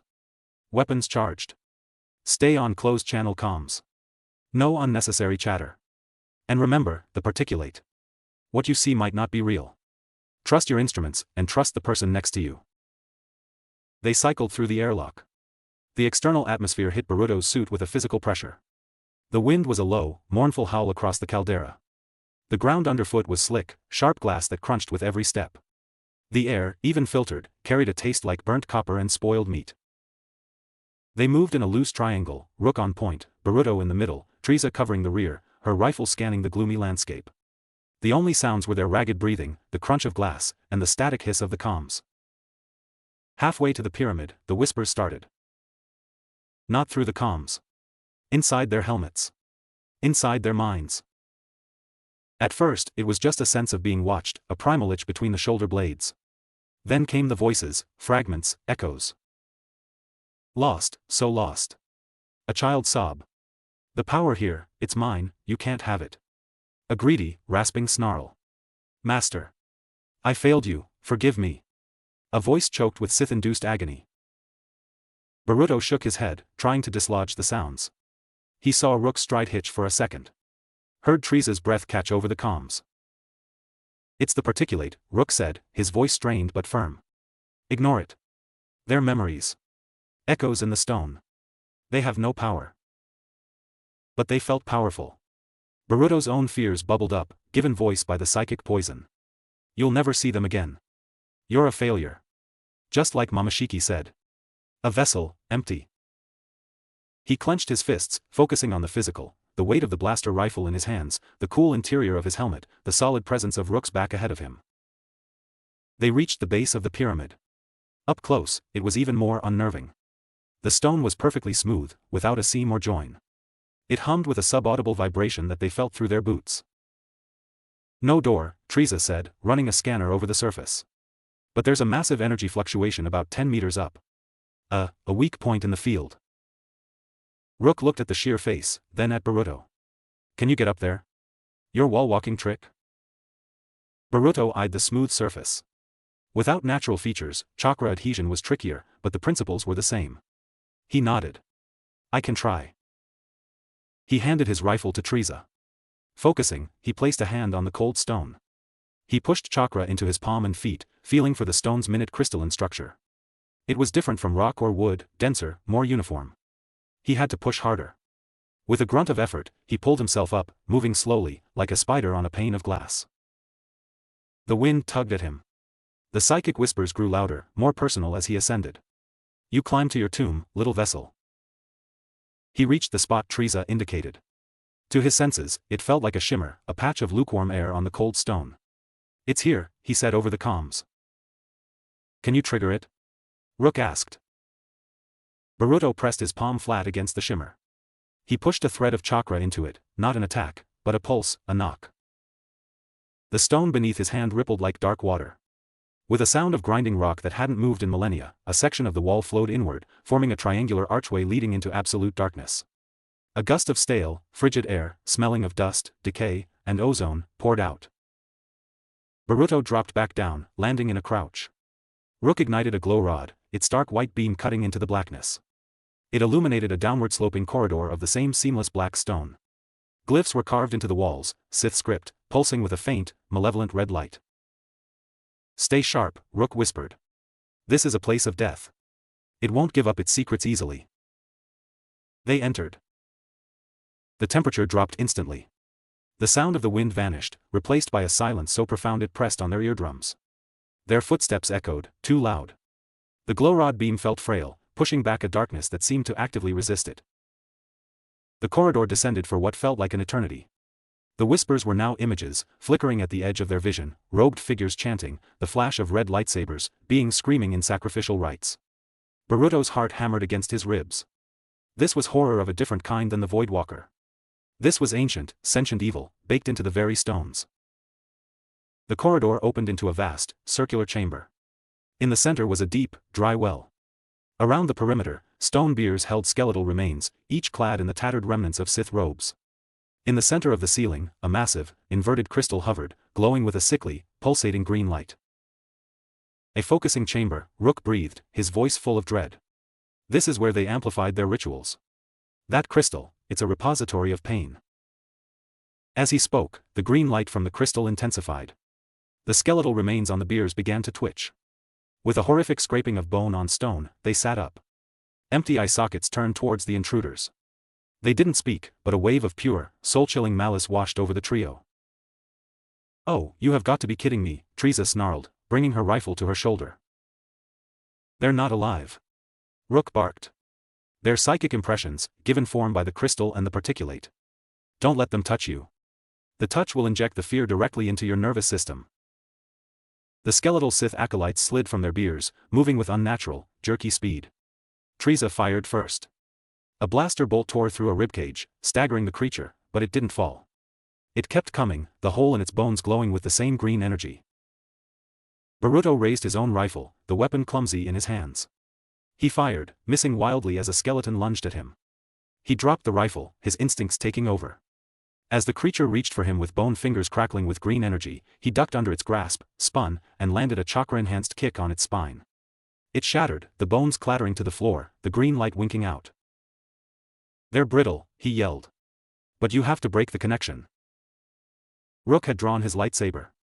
The blue blade ignited with its familiar snap hiss, a sound of purity in the corrupted space. He didn't use fancy forms. He used Makashi, the dueling form, precise, economical flicks of the wrist. Each strike shattered a limb or a skull, severing the psychic tether. He moved like a ghost himself, a calm, blue center in the storm of green and bone. Teresa switched tactics, using the butt of her rifle as a club, smashing skeletons with brutal efficiency. "I hate magic," she roared with each swing. Naruto fought with taijutsu and raw power, his chakra flaring in the oppressive dark. Each strike had to be perfect, too little force, and the thing kept coming, too much, and he wasted precious energy. He felt the particulate trying to seep into his mind, showing him the skeletons as his fallen comrades, Sarada, Mitsuki, Kawaki. He gritted his teeth, forcing the images away. One skeleton, larger than the others and clad in a corroded helmet, moved towards the central well. It raised its arms, and the green light from the crystal above focused into a beam, striking the well. From its depths, a swirling vortex of the same green energy began to rise, forming into shapeless, screaming faces. "It's trying to summon something bigger," Rook shouted. "The crystal. We have to shatter the crystal." The large skeleton turned, raising a hand. A wave of concussive, psychic force blasted from it, throwing Rook and Teresa back against the wall. Naruto, faster, managed to leap over the wave. He landed in a crouch between the skeleton and the well. The skeleton focused on him. It pointed a finger. Naruto felt an icy grip seize his mind, trying to paralyze him with visions of endless void, of being lost forever. His knees buckled. No, he thought of his father's unwavering will. He thought of his team's trust. He thought of the simple, solid feel of Rook's hand pulling him from the alley. He pushed back with everything he had, not just chakra, but his own defiant, stubborn will. The icy grip shattered. The skeleton seemed surprised for a moment. That was all Naruto needed. He didn't have a clear shot at the high crystal. But he had an idea. A stupid, Uzumaki idea. He formed the hand signs, ram, boar, horse, pouring every ounce of his stabilized chakra into the mold. Not a Rasengan. Something simpler. A wind style, gale palm. But he aimed it not at the skeleton, nor the crystal. He aimed it at the floor directly beneath the dry well. A torrent of compressed air slammed into the ancient stone with the force of a bomb. The chamber floor, already stressed by the energy vortex, cracked. A spiderweb of fissures raced out from the impact point, directly under the skeleton's feet. The stone gave way. With a shriek of grinding rock, the skeleton and the swirling green energy from the well plummeted into the darkness below. The beam from the crystal flickered and died. The remaining skeletons collapsed into inert piles of bone. The oppressive green light in the chamber dimmed to a faint glow. The psychic whispers faded to a distant murmur. Silence returned, broken only by their heavy breathing. Rook got to his feet, deactivating his lightsaber. Teresa leaned against the wall, clutching her bruised ribs. Naruto stood at the edge of the new chasm, looking down into blackness. The wind from his jutsu had cleared some of the dust, and his enhanced eyes, even without the Jugen, could make out something glinting far below. Not rock. Metal. And a faint, familiar, violet pulse. "Rook," he said, his voice hoarse. "There's something down there. Something, newer." Rook came to stand beside him, shining his glow rod down. The beam illuminated a shattered Sith sarcophagus. And beside it, half buried in rubble, was a Durasteel crate stamped with a Republic seal. It was cracked open. And spilling from it were twisted, black metal components that perfectly matched the descriptions of the artifact the Voidwalker had used. A Republic science vessel, Rook whispered, the horror dawning. They didn't just go silent near Morta Prime. They crashed here. They were studying Sith artifacts. And they found that. He pointed to the fragments. They brought it here, to this amplifying chamber. And they woke it up. The truth was worse than a haunting. It was a contagion. The Voidwalker wasn't just a random predator. It was a pathogen released by ignorance, using Sith knowledge as a catalyst. And they were standing in its birthplace. From the darkness of the pit, a new sound echoed up, not a whisper, but a dry, skittering, chitinous scrape. And then, a familiar, grinding voice, multiplied and distorted, echoed in the chamber, not through the mind, but through the very air. More anchors detected. Convergence accelerates. A shape, pale and multi-limbed, began to climb the wall of the pit towards them. Time to go. Treza yelled, already backing towards the entrance corridor. Now, now, now. They ran, not as a disciplined retreat, but as a frantic scramble. The horror was no longer ancient and ghostly. It was fresh, it was hungry, and it was climbing out of the dark to follow them home. Chapter 6, The Hunter in the Dark. They didn't run, they fled. A blind, adrenalized scramble back up the sloping corridor. The only light was the juddering beam from Rook's glow rod, throwing their own monstrous, elongated shadows against the Sith glyphs that now seemed to writhe in anticipation. The psychic whispers, momentarily silenced by the chamber's collapse, returned with a vengeance, fueled by a new, immediate terror. They run, the prey runs, the harvest is patient. The skittering from the pit echoed up the stone throat behind them, a rapid, multi-limbed tick-tick-tick-tick that was gaining. It wasn't the heavy footfalls of a beast, it was the sound of something insectoid and precise, moving with terrible efficiency. Treza was in the lead, her pilot's reflexes translating to a reckless, stumbling speed. Move, move, move, she screamed into the comms, her voice cracking with static and panic. Baruto's lungs burned. The atmosphere suit felt like a prison, the air recycler whining as it tried to keep up. He risked a glance over his shoulder. At the edge of the darkness, where the corridor curved, something pale caught the light. A long, jointless limb, the color of a grub, tipped with the same obsidian point as the Voidwalker's appendages. It gripped the ceiling and pulled the rest of the form into view. It was a scout. Smaller than the one in Konoha's forest, but unmistakably of the same lineage. Its face was a smooth, featureless plate. But this one was different. Fused to its chest, like a grotesque cybernetic implant, was a fragment of the Sith artifact from the Republic crate. It glowed with a sickly violet and crimson fusion of energies. The creature moved in a jerky, halting way, as if not fully in control of its own body, but driven by a ravenous, singular purpose. It saw them. A low, chittering vibration filled the corridor. Don't look at it. Rook roared, shoving Baruto forward. Go. They burst from the pyramid's entrance into the howling, toxic wind of Morta Prime. The twilight was a relief, but a fleeting one. The skittering followed them out. The creature clung to the obsidian doorway, hesitating for a moment as the storm winds buffeted it. Then, it dropped to the glassy ground and began to skitter after them, moving in a zigzag pattern that was unnervingly fast. To the ship. Full burn. Treza yelled, already sprinting across the treacherous, sharp terrain. Blaster fire erupted from behind them. Rook had turned, his lightsaber deactivated, and was firing his pistol with calm, measured shots. The bolts seared through the air, but the creature was preternaturally agile, dodging with those jerky, unpredictable movements. One bolt grazed its shoulder, and a spray of black, viscous fluid sizzled on the glass. It didn't slow. Baruto's mind raced. Running in a straight line on this terrain was suicide. The creature would catch them before they made it halfway. Treza. The terrain, he shouted over the comms. It's following our path. I'm open to suggestions, Magic Boy, she shot back, leaping over a fissure. An idea, born of desperation and countless hours of trap-making with Shikadai, crystallized. The ground was brittle volcanic glass.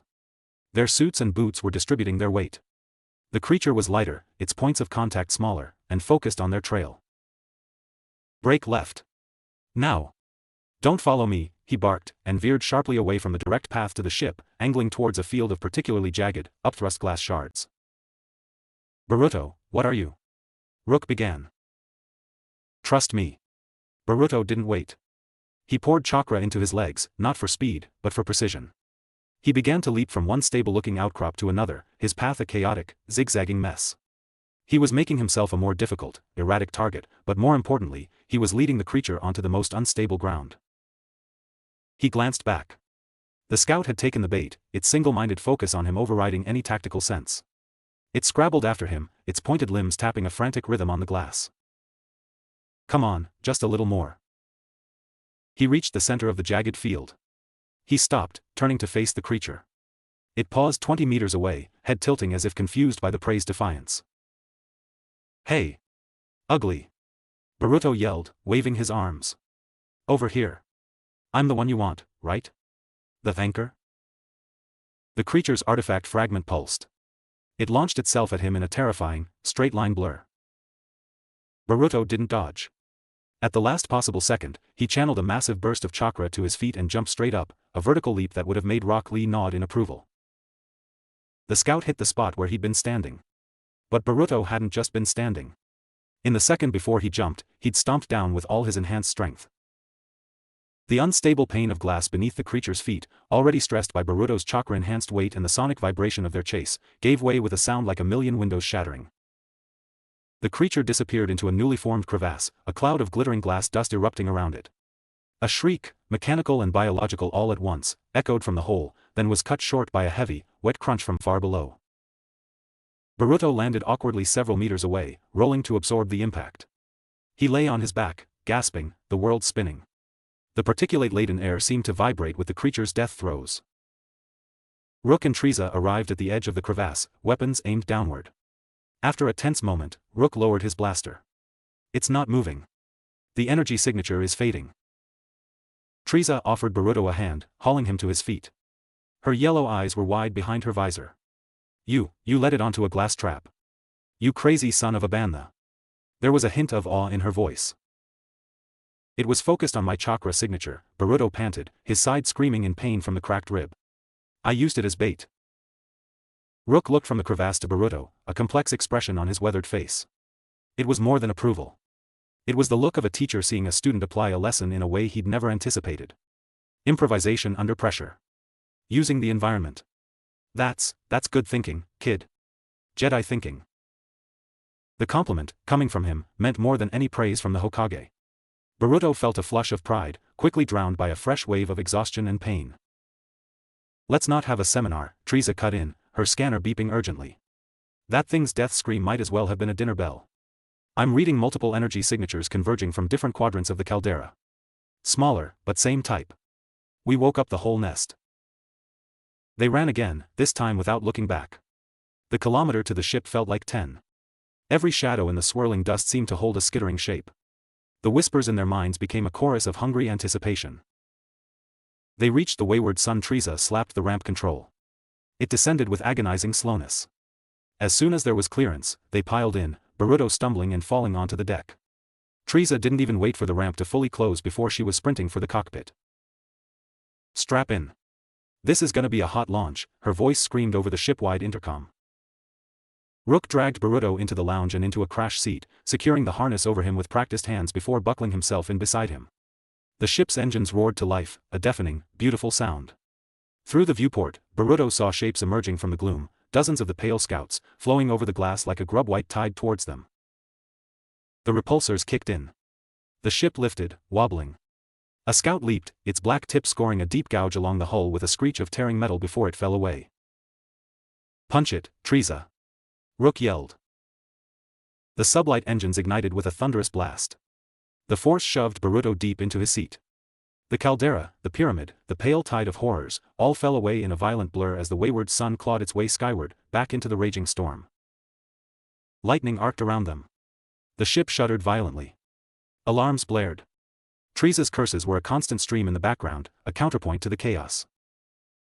Then, the black of space. The storm fell away beneath them. The silence was sudden, shocking. Naruto let out a breath he didn't know he'd been holding. His hands were trembling. He looked at them, fascinated by their betrayal. Rook unstrapped and moved to the cockpit. Naruto followed on shaky legs. Frieza was slumped in the pilot's chair, sweat plastering her green leku to her neck. The console before her was a festival of warning lights. Hull integrity at 78%. Port stabilizer is complaining. And we've got a lovely new scratch on the paintwork. She let out a weak, shaky laugh. We're alive. Somehow. Rook was staring at the scanner display. The signatures, they're not following. They've stopped at the upper atmosphere boundary. Maybe they're not space-worthy, Teresa offered. Or they don't need to be, Rook said softly. He turned to look at Boruto. You felt it, in the tomb.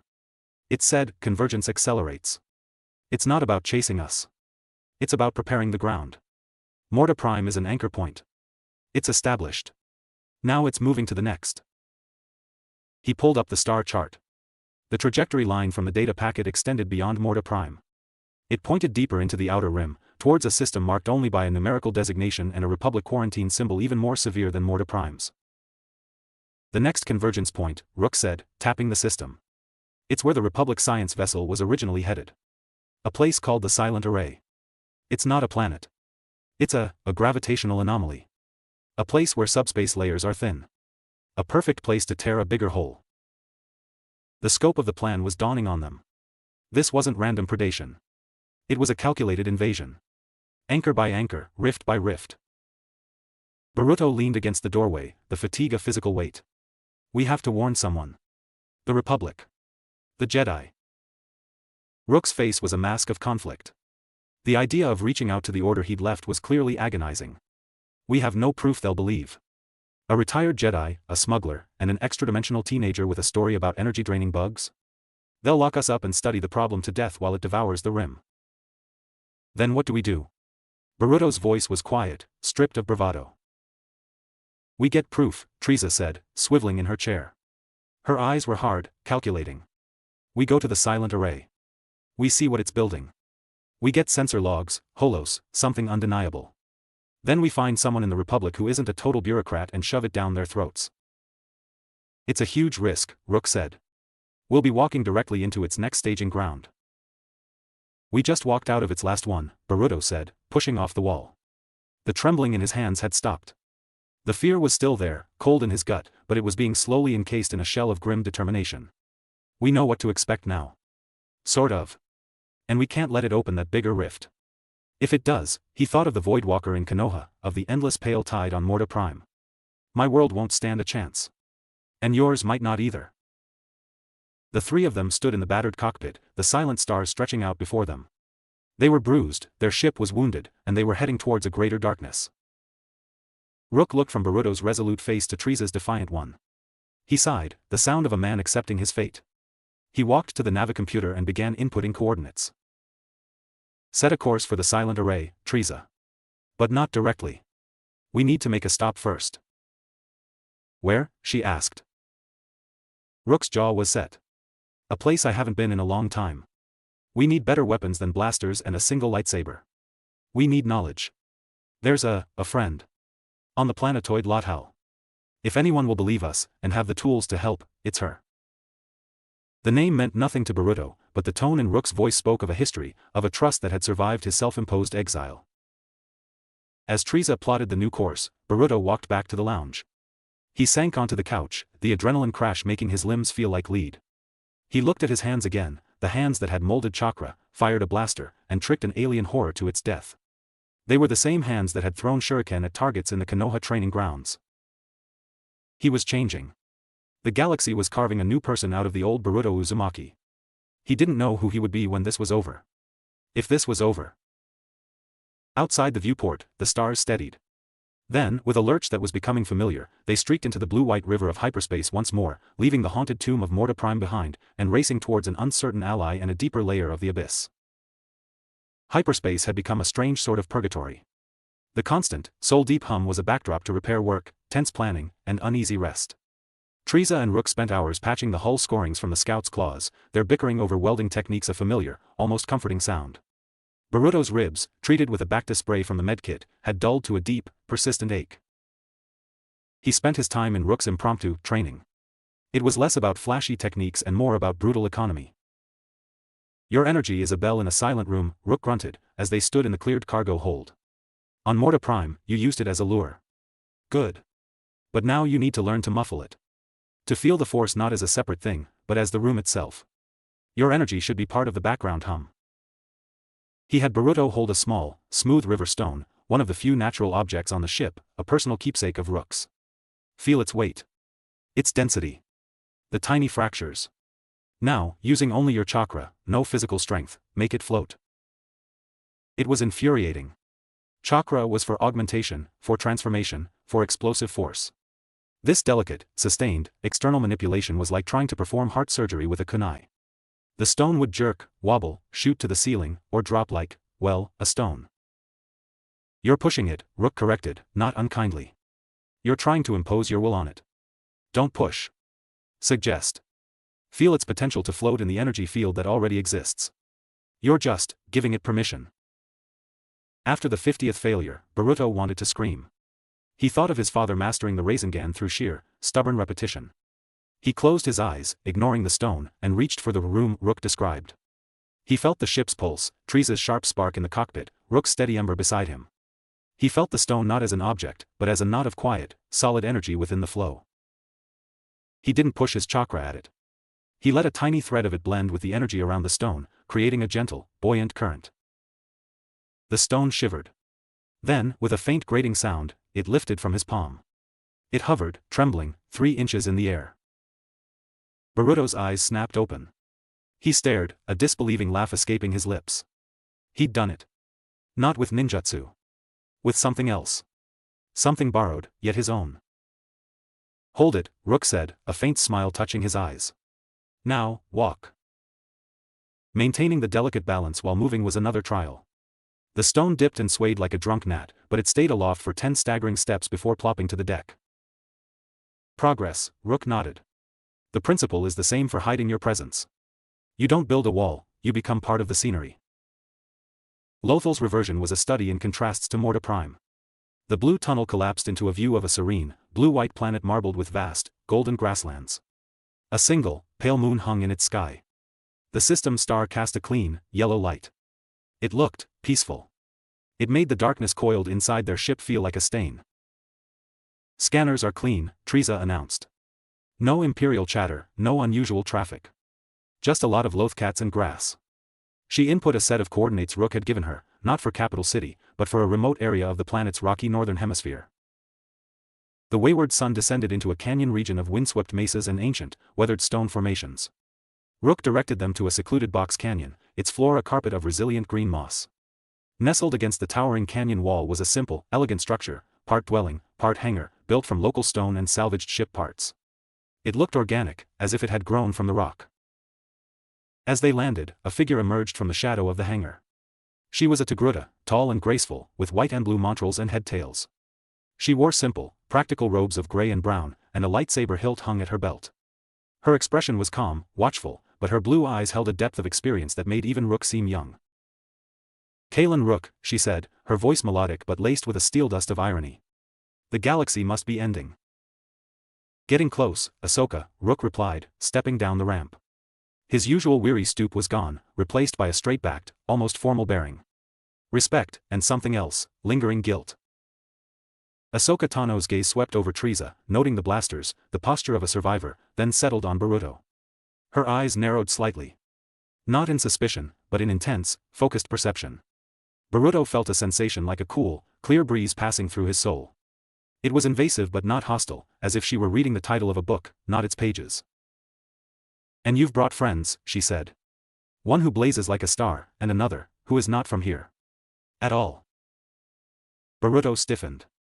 She knew. Just by looking. We need your help, Rook said, cutting to the heart of the matter. And your discretion. Ashoka considered them for a long moment, then nodded towards her dwelling. Come inside. Tell me your story. And, she added, a hint of a smile touching her lips, try not to track too much of the outer rim's trouble onto my floor. Her home was Spartan but warm. The air smelled of herbs, stone, and ozone from a quietly humming power generator. She listened in silence as Rook laid it out, from Boruto's arrival to the Sith tomb, the scouts, and the destination at the silent array. Teresa filled in technical details, and Boruto described the Voidwalker and the feeling of the rift. He demonstrated his flickering chakra, making a leaf from one of Ashoka's plants hover and spin before it tore itself apart. Ashoka listened without interruption, her expression growing graver with each revelation. When they finished, she rose and walked to a wide window overlooking the canyon. A Nexus predator, she said softly, almost to herself. Feeding on the fundamental energy of life itself, using Sith alchemy as a catalyst. And a bridge between realities. She turned back to them. The force around you, Boruto, is unique. It's internalized, fiercely personal. It reminds me of the Lazat, or some ancient Zepho techniques, but more volatile. You call it chakra. A good name. Can you help us? Boruto asked, the question bursting from him. Do you believe us? I sense no deception. Only fear, determination, and a great deal of chaos. She walked to a sealed compartment in the wall. With a wave of her hand, a simple, effortless use of the force, the lock disengaged. Inside were not weapons, but artifacts, crystals, datacrons, and several lightsaber hilts of unique design. The Jedi Order, as it was, would have debated this for a month while the galaxy burned. I am not that order. She pulled out 2 items. The first was a small, silvery medallion on a chain. This is a force absorber. An ancient design, meant to dampen one's presence in the force. It might help mask your blazing star, Boruto, from these creatures. It will feel restrictive. Like breathing through cloth. She handed it to him. As the cold metal settled against his chest, Boruto immediately felt a muffling effect. The vibrant sense of the world around him dimmed, as if he'd suddenly gone slightly deaf and blind in his new sense. It was uncomfortable, but he understood its necessity. The second item was a data crystal. These are my personal archives on gravitational anomalies and Sith spatial weaponry. It's not much, but it might give you insight into what you're walking into at the silent array. And, she hesitated, looking at Rook. There is one more thing. A weapon.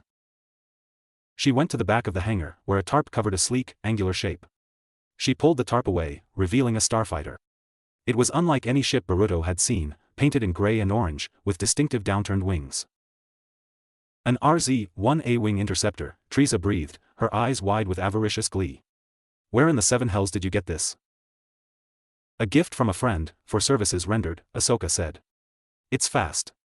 Incredibly fast. And its sensor suite is military grade, far superior to your freighters. If you need to scout the silent array, or run from something, this will give you a chance. Rook stared at the ship, a storm of emotions on his face. Ashoka, I can't. You can, she interrupted gently. You came here. That means you're finally fighting for something again, not just hiding from everything. Take it. Just bring it back in one piece. Her gaze softened as she looked at him. The Padawan I knew wouldn't have hesitated. Rook's jaw worked. He gave a single, sharp nod. Ashoka then turned her full attention to Boruto. A final lesson, for the star that walks. Your energy and the force are not enemies. They are different expressions of the same song. You have been trying to play your melody over the orchestra. Try listening, and then harmonizing. She placed a hand on his forehead. It was cool. A wave of profound calm washed over him, not erasing his fear, but placing it in a silent, manageable compartment. In that moment, he saw flashes, a vast, cosmic balance, the endless cycle of life and death, the destructive beauty of a supernova, the persistent growth of a weed in a crack. It was the Force, as seen by someone who had walked through the heart of the galaxy's darkness and come out the other side with understanding, not hatred. He gasped, stumbling back. The vision faded, but the calm remained. You carry a great burden, Ashoka said. Not just the mark on your soul, but the weight of 2 worlds. Remember, balance is not stillness. It is the dynamic tension between opposing forces. Your rage and your compassion. Your fear and your courage. Your desire to go home, and your duty to protect where you are. Do not seek to eliminate one. Acknowledge both. The wisdom was vast, simple, and overwhelming. Boruto could only bow, deeply, a shinobi's respect for a master. Thank you. They spent the night in the canyon, the first true rest since Nar Shaddaa. Boruto slept dreamlessly, the medallion a cold weight over his heart. In the morning, Teresa was already elbow-deep in the A-Wing's cockpit, cooing to it like a beloved pet. Rook and Ashoka spoke quietly by the canyon stream, their conversation lost in the rustle of grass. Before they boarded their ships, Ashoka stopped Boruto one last time. The creature you seek, it understands consumption, not balance. That is its weakness. It takes, but it cannot create. It can only mimic. Remember that. With the A-Wing secured in the Wayward Sun's now overstuffed cargo hold, requiring creative use of a tractor beam and much complaining from Frieza about mass ratios, they prepared to leave. As they lifted off, Boruto looked down at the tiny figure of Ahsoka Tano, growing smaller in the canyon until she was just a speck of color against the vast, patient stone. She had given them tools, wisdom, and a spark of hope. But as Lothal dwindled behind them and the stars once again stretched into hyperspace, the cold dread returned. The silent array awaited. A place of pure anomaly. And whatever the Voidwalker was building there would not be a tomb, but a door. And they were the only ones with the key, or the bomb, to stop it. Chapter 8, The Silent Array. The final jump to the silent array was different. The usual rhythmic thrum of the wayward sun's hyperdrive stuttered, coughed, and settled into a low, unhealthy groan. The blue-white tunnel outside the viewport shimmered with occasional bursts of static-like distortion, and the stars streaking by seemed to stretch and smear in nauseating ways. "Spacetime's thin here," Frieza muttered, her hands a blur over the stabilizer controls. "Like flying through jelly. The array's gravity is playing havoc with local physics." Rook sat grimly in the co-pilot's chair, his eyes on the A-Wing's telemetry feed, which was slaved to the main console. Ahsoka's data was right. This isn't a natural formation. It's a Sith observatory, built to study the fabric of reality itself. A scalpel made to cut. Boruto stood behind them, the force absorber medallion a cold, dull weight against his chest. It muted his senses, turning the vibrant tapestry of the force into a muffled, gray fog. It felt like being half asleep. But he understood its necessity. He was the brightest beacon. He had to be hidden. "Reversion in 10, Frieza announced. "Brace." The ship tore itself out of hyperspace with a sound like ripping metal. The viewport was momentarily filled with a blinding, chaotic whirl of non-color before resolving. The silent array was not a place. It was a wound. They hung in space before a vast, irregular sphere of twisted spacetime. It looked like a soap bubble reflecting a shattered galaxy. Fragments of nebula, star clusters, and pure black void were all jumbled together within its shimmering boundary. At its chaotic heart, visible like a tumor, was the physical structure, a jagged, obsidian ring, kilometers across, spinning slowly. Around it, held in a complex web of artificial gravity, floated the shattered, frozen remains of dozens of ships, Republic cruisers, science vessels, smugglers' freighters, ancient Sith drones. A graveyard of the curious and the damned. And it was, as promised, utterly silent. No radio chatter. No engine flares. Just the eerie, slow ballet of dead ships and the mind-bending shimmer of the anomaly. "Sensors are going haywire," Frieza whispered, the fear stripping the usual sarcasm from her voice. "Gravity waves, chronoton radiation, tachyon echoes. It's a soup of crazy." "There," Rook said, pointing to a data spike on the scanner. It was a clean, familiar, and hateful signature. The hybrid energy of the Voidwalker and its Sith artifact heart. It was emanating from the central ring. It's there. And it's active. As they watched, a pulse of violet energy shot from the ring into the shimmering bubble of the anomaly. The fractured space within rippled, and for a second, they saw not reflected stars, but a glimpse of another landscape, a blasted, gray plain under a green sky. The glimpse lasted a heartbeat before snapping shut. "It's not just studying the fabric," Boruto said, his blood running cold. "It's stretching it. Poking holes." "We need a closer look," Rook decided. "Frieza, hold position here, deep in the sensor shadow of that derelict cruiser. Boruto, you're with me. We take the A-Wing. Its signature is smaller, its sensors more precise. And if we need to run, you'll be a streak of ionized panic," Frieza finished, nodding. "Just don't get eaten. I've grown accustomed to your weird faces." The A-Wing's cockpit was a claustrophobic tube of switches and displays. Boruto squeezed into the single-passenger slot behind Rook, his knees jammed against the bulkhead. The launch was a violent kick of acceleration that shoved the air from his lungs. The nimble fighter slipped out of the wayward sun's bay and dove into the graveyard. Flying through the silent array was a psychological assault. One moment they'd be passing the frozen, lifeless bridge of a Republic frigate, officers still at their posts, encased in ice. The next, the view would distort, and they'd be looking at the same ship from 3 different angles at once. Sounds from the wayward sun's comms would reach them seconds late, or repeat in fragments. Time and space were unraveling. Rook flew with a grim focus, using the derelicts as cover, weaving towards the central ring. As they drew closer, the source of the energy became clear. The Voidwalker, or a creature just like it, stood on a platform at the ring's apex. But it was not alone. Around it, in silent, reverent circles, stood dozens of the Pale Scouts, perfectly still. And before it, integrated into the ring's ancient machinery, was a massive, amplified version of the Sith artifact, a twisted spire of black metal and glowing crimson crystals. The Void Walker had its limbs plunged into the machinery. It was conducting a symphony of destruction. As they watched, another pulse fired into the anomaly, and another ragged tear opened, showing a flash of a storm-racked ocean under a crimson sun. It's not just poking holes, Rook breathed, horror dawning. It's mapping. Finding weak points in reality. Looking for the most fertile hunting grounds. Your world, mine. We have to stop it, Naruto said. Now. While it's focused. A direct attack is suicide. That many scouts, in that structure, Rook's mind was racing, the tactician he'd once been coming to the fore. We need to disrupt the ritual. The artifact is the focus. If we can damage it, overload it. An alert blinked on the console. The A-Wing sensitive scanners had picked up something else. A small, powered chamber within the ring, separate from the main platform. Inside was a single life form. Humanoid. Weak but stable. A prisoner? Naruto wondered. Or a battery, Rook said darkly. The science vessel's sole survivor. It's keeping them alive for a reason. He made a decision. Change of plan. We get the prisoner. 2 reasons, intelligence, and because leaving someone to that thing is not an option. The distraction might also give us a shot at the artifact.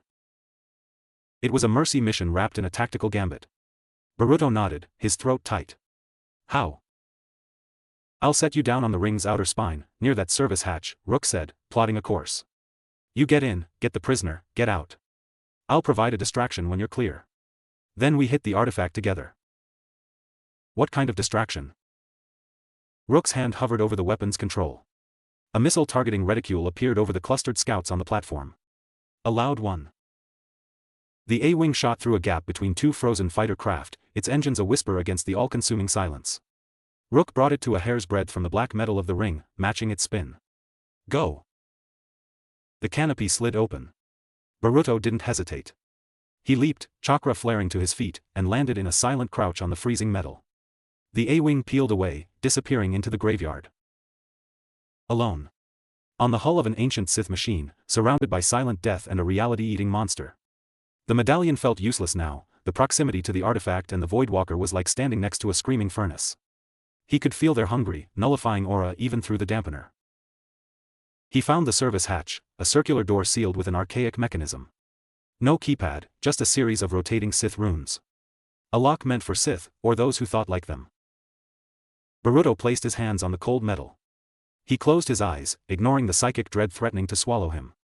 He reached out not with chakra, but with the harmonized sense Ashoka had taught him. He felt the lock. It wasn't mechanical. It was a psychic puzzle. Each rune represented a dark emotion, rage, fear, hatred, greed. The key was not to feel them, but to acknowledge their existence and then, let them pass. To present a mind in balance. He focused, breathing slowly. He felt his own rage at being trapped here, his fear for his friends, his hatred for the creature. He didn't fight them. He recognized them, named them, and then imagined them flowing through him and away, like water over a stone. Click. Click. Click. The runes aligned themselves. The hatch hissed open, revealing a dark, frigid corridor lit by faint, pulsing red light. He slipped inside, pulling the hatch shut. The interior was a nightmare of exposed wiring, archaic piping, and the ever-present hum of terrible power. He moved like a shadow, using every ounce of his shinobi stealth. He could feel the prisoner's faint, flickering life force ahead, a tiny candle guttering in a hurricane of dark energy. The chamber was a cell, sealed by an energy field. Inside, curled on the floor in a torn Republic science uniform, was a human woman. She was middle-aged, her face gaunt, her eyes wide with a terror that had long since passed into numb shock. A nutrient drip was attached to her arm, and wires from the walls connected to nodes on her temples, not draining her, but monitoring her. She was a canary in a coal mine, a sample of the life force the creature was preparing to harvest on a galactic scale. Her eyes focused on him as he appeared outside the field. Confusion, then a spark of wild, impossible hope. Naruto studied the energy field. It was keyed to the same dark side resonance as the lock. He repeated the process, calming his mind, presenting neutrality. The field flickered and died. He was at her side in an instant, carefully removing the nodes. "I'm getting you out of here," he whispered. It learns, she rasped, her voice raw from disuse. From the ships, from me. It's not just breaking space. It's learning what's on the other side. Planning the harvest. I know. Can you walk? She shook her head weakly. Boruto didn't waste time. He slung her arm over his shoulder, hauling her up. She was light, fragile. He moved back towards the service hatch, her ragged breathing loud in the silent corridor.